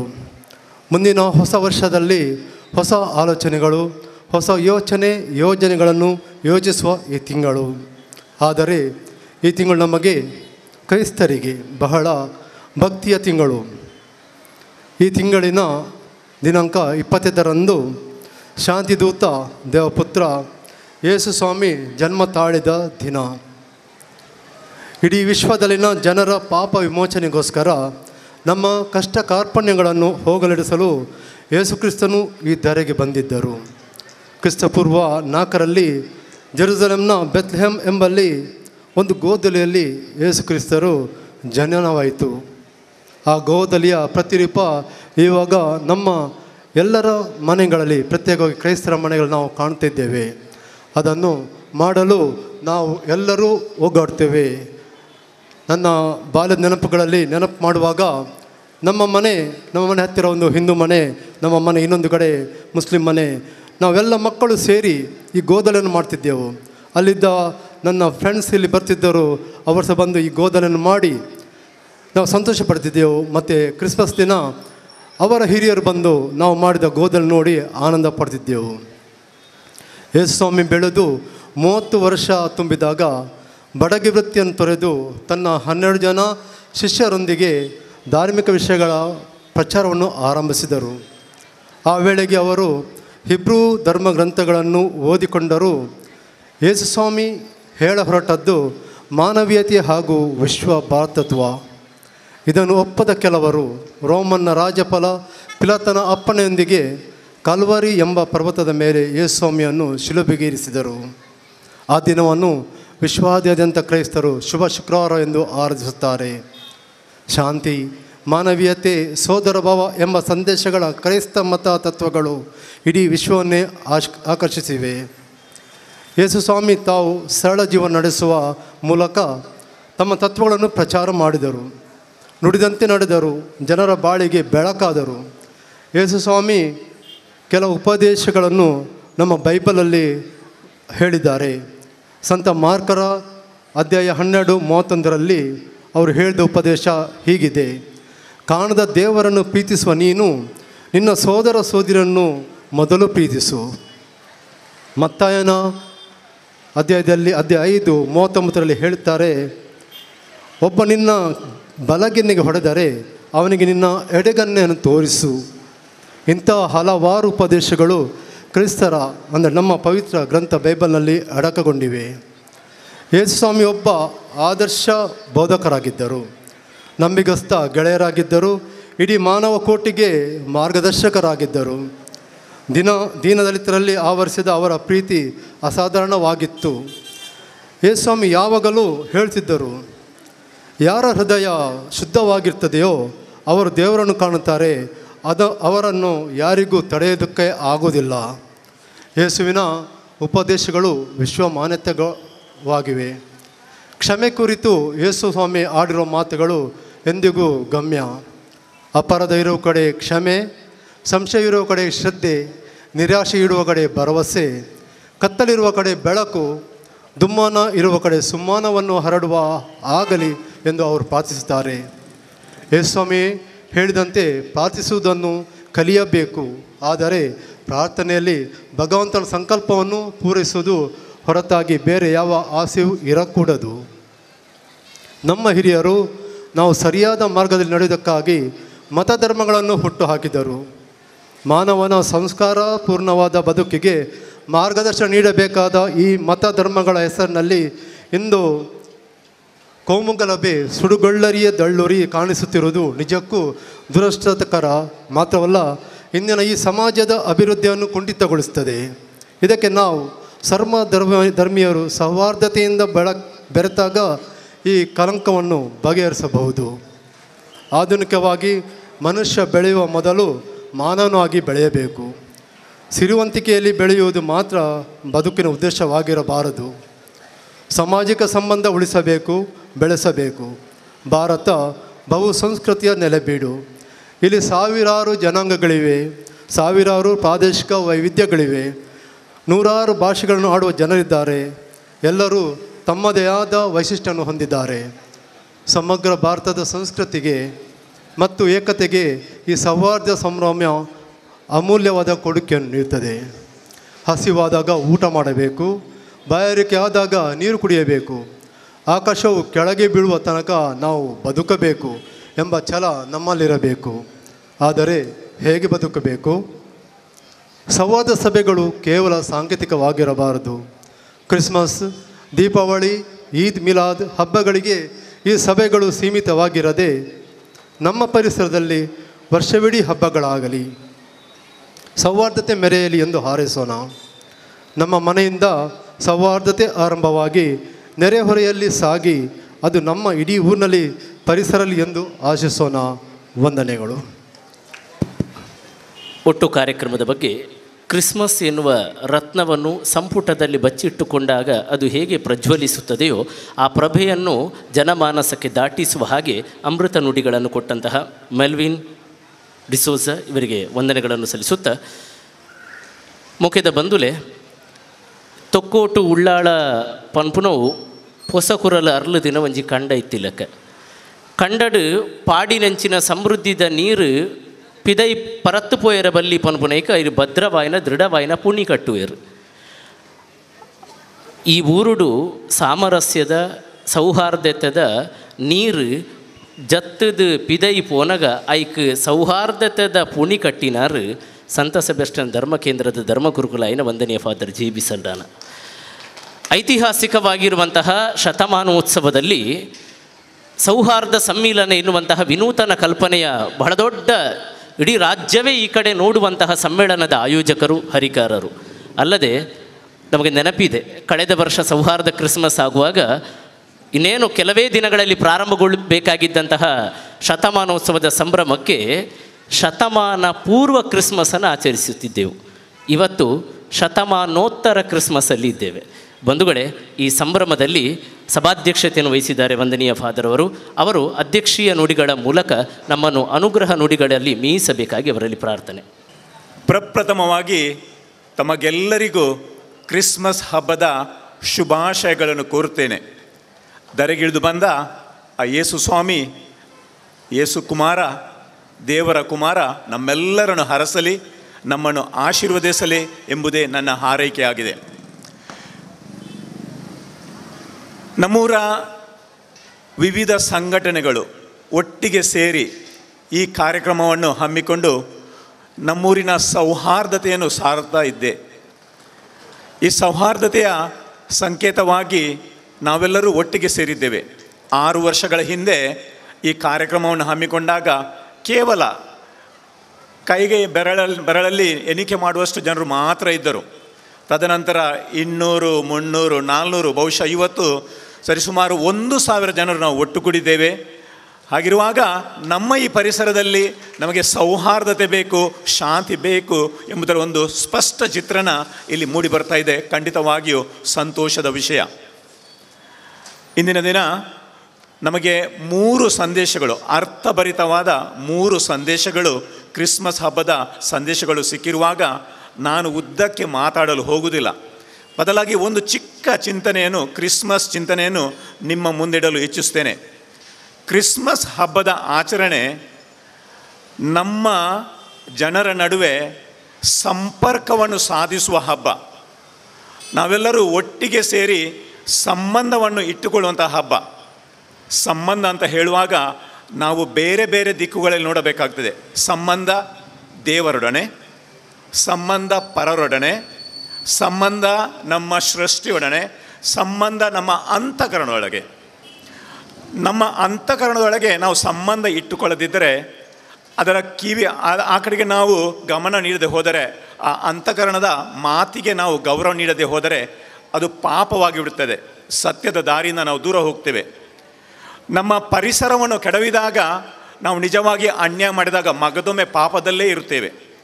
ಭಗವಂತನೊಡಿರುವ ಸಂಬಂಧವನ್ನು ಕೂಡ ದೂರ ಮಾಡಿದಾಗ ಅದು ಪಾಪವೇ ಆಗುತ್ತದೆ. ಇತರರೊಡನೆ ಇರುವ ಉತ್ತಮ ಸಂಬಂಧವನ್ನು ಕೆಡವಿಬಿಟ್ಟರೆ ಖಂಡಿತವಾಗಿಯೂ ಅದು ಕೂಡ ಪಾಪ. ಆದರೆ ಇಂತಹ ಪಾಪದಿಂದ ವಿಮೋಚನೆಯಾಗಬೇಕು, ಸಂಬಂಧಗಳನ್ನು ಬೆಳೆಸಿಕೊಳ್ಳಬೇಕು. ಸಂಬಂಧದ ಜೀವನಕ್ಕೆ ಒಂದು ಹೊಸ ಚಿಂತನೆ ನೀಡಲು ಆ ಯೇಸು ಸ್ವಾಮಿ, ಆ ಭಗವಂತ ಈ ದರಗಿಳಿದು ಬಂದರು. ಶಾಂತಿಯ ಸಂದೇಶ ಸಾರಿದ ಆ ಯೇಸು ಕ್ರಿಸ್ತ ನಾವು ಇತರರೊಡನೆ, ಭಗವಂತನೊಡನೆ, ಸೃಷ್ಟಿಯೊಡನೆ ಒಂದು ಉತ್ತಮವಾದ ಸಂಬಂಧವನ್ನು ಇಟ್ಟುಕೊಂಡು ಶಾಂತಿಯಿಂದ ಸಹಬಾಳ್ವೆ ನಡೆಸಬೇಕೆಂಬ ಒಂದು ಉತ್ತಮವಾದ ಸಂದೇಶವನ್ನು ನಮಗೆ ನೀಡಿದ್ದಾರೆ. ಆ ಭಗವಂತ ನೀಡಿದ ಶಾಂತಿ ಸಂದೇಶಕ್ಕೆ ನಾವು ಸ್ಪಂದಿಸೋಣ. ನಮ್ಮ ಈ ಉಳ್ಳಾಲದ ಪರಿಸರದಲ್ಲಿ ಒಂದು ಹೊಸ ದೃಷ್ಟಿಯನ್ನಿಟ್ಟುಕೊಂಡು ಮುಂದಕ್ಕೆ ಸಾಗೋಣ ಅಂತ ಹೇಳುತ್ತಾ, ತಮಗೆಲ್ಲರಿಗೂ ಮಗದೊಮ್ಮೆ ಶುಭ ಕೋರುತ್ತಾ, ಕ್ರಿಸ್ಮಸ್ ಹಬ್ಬದ ಶುಭಾಶಯಗಳನ್ನು ಕೋರುತ್ತಾ ನನ್ನ ಮಾತುಗಳನ್ನು ಕೊನೆಗೊಳಿಸ್ತೇನೆ. ಧನ್ಯವಾದಗಳು. ಪ್ರತಿಯೊಂದು ಕಾರ್ಯಕ್ರಮಕ್ಕೆ ಆರಂಭ ಹೇಗೆ ಪ್ರಮುಖ ಪಾತ್ರವನ್ನು ವಹಿಸುತ್ತದೆಯೋ ಅಂತೆಯೇ ಅಂತ್ಯವು ಅಷ್ಟೇ ಪ್ರಮುಖವಾಗಿರುತ್ತದೆ. ಇದೇ ರೀತಿ ಈ ಕಾರ್ಯಕ್ರಮಕ್ಕೆ ವಂದನಾರ್ಪಣೆಯನ್ನು ಕೋರಲು ನಾನು ಉಪಸ್ಥಿತನಿದ್ದೇನೆ. ಸಂತ ಸೆಬಾಸ್ಟಿಯನ್ ಧರ್ಮಕೇಂದ್ರ ಪೆರ್ಮನ್ನೂರು, ತೊಕ್ಕೊಟ್ಟು ಇದರ ಆಶ್ರಯದಲ್ಲಿ ಹೊಸಕೊರಲ್ ಬಳಗ, ಸದ್ಭಾವನಾ ವೇದಿಕೆ ತೊಕ್ಕೊಟ್ಟು, ಸಾರ್ಜೆಂಟ್ ಬಿಷಪ್ ದೇವಾಲಯ ಬಬ್ಬುಗಟ್ಟೆ ಇವರ ಸಹಕಾರದಲ್ಲಿ ನಡೆಸುತ್ತಿರುವ ಸೌಹಾರ್ದ ಕ್ರಿಸ್ಮಸ್ ಸಂಭ್ರಮ 2018 ಈ ಕಾರ್ಯಕ್ರಮದ ರೂವಾರಿಯಾಗಿರುವ ಹಾಗೂ ಇಂದಿನ ಕಾರ್ಯಕ್ರಮದ ಅಧ್ಯಕ್ಷ ಸ್ಥಾನವನ್ನು ಅಲಂಕರಿಸಿರುವ ಸಂತ ಸೆಬಾಸ್ಟಿಯನ್ ಧರ್ಮಕೇಂದ್ರದ ಪ್ರಧಾನ ಧರ್ಮಗುರುಗಳಾದ ವಂದನೀಯ ಫಾದರ್ ಡಾಕ್ಟರ್ JB ಸಲ್ಡಾನ ತಮಗೆ ಹೃತ್ಪೂರ್ವಕ ಅಭಿನಂದನೆಗಳನ್ನು ಸಲ್ಲಿಸುತ್ತೇನೆ. ನಮ್ಮ ಆತ್ಮೀಯ ಕರೆಗೆ ಓಗೊಟ್ಟು ತಮ್ಮೆಲ್ಲ ಕೆಲಸ ಕಾರ್ಯಗಳನ್ನು ಬದಿಗಿಟ್ಟು ಸೌಹಾರ್ದತೆಯ ಸಂದೇಶವನ್ನು ನೀಡಿರುವ ಮೌಲಾನಾ ಅಬ್ದುಲ್ ಅಜೀಜ್ ದಾರಿಮಿ ಧರ್ಮಗುರುಗಳು, ಜುಮಾ ಮಸೀದಿ ಚೊಕ್ಕಬೆಟ್ಟು, ಡಾಕ್ಟರ್ ಮುರಳಿ ಮೋಹನ್ ಚೂಂತಾರು, ಖ್ಯಾತ ದಂತವೈದ್ಯರು, ಸುರಕ್ಷಾ ದಂತ ಚಿಕಿತ್ಸಾಲಯ ಹೊಸಂಗಡಿ ಹಾಗೂ ಶ್ರೀ ಮೆಲ್ವಿನ್ C. ಡಿಸೋಜಾ ಪಾಲನಾ ಮಂಡಳಿಯ ಉಪಾಧ್ಯಕ್ಷರು, ಸಂತ ಸೆಬಾಸ್ಟಿಯನ್ ಧರ್ಮಕೇಂದ್ರ ಪೆರ್ಮನ್ನೂರು ತಮಗೆಲ್ಲರಿಗೂ ನಿಮ್ಮೆಲ್ಲರ ಪರವಾಗಿ ಆತ್ಮೀಯ ಧನ್ಯವಾದಗಳನ್ನು ಅರ್ಪಿಸುತ್ತೇನೆ. ಸೌಹಾರ್ದ ಕ್ರಿಸ್ಮಸ್ ಸಂಭ್ರಮದಲ್ಲಿ ಗೌರವ ಉಪಸ್ಥಿತರಿರುವ ವಂದನೀಯ ಜಯಕುಮಾರ್ ಕೋಟ್ಯಾನ್, ಬಿಷಪ್ ಸಾರ್ಜೆಂಟ್ ದೇವಾಲಯ ಬಬ್ಬುಗಟ್ಟೆ, ವಂದನೀಯ ಫಾದರ್ ಸ್ಟ್ಯಾನಿ ಪಿಂಟೋ ಸಹಾಯಕ ಧರ್ಮಗುರುಗಳು ಸಂತ ಸೆಬಾಸ್ಟಿಯನ್ ಧರ್ಮಕೇಂದ್ರ ಪೆರ್ಮನ್ನೂರು, ವಂದನೀಯ ಫಾದರ್ ಲೈಜಿಲ್ ಡಿಸೋಜಾ ಸಹಾಯಕ ಧರ್ಮಗುರುಗಳು ಸಂತ ಸೆಬಾಸ್ಟಿಯನ್ ಧರ್ಮಕೇಂದ್ರ ಪೆರ್ಮನ್ನೂರು,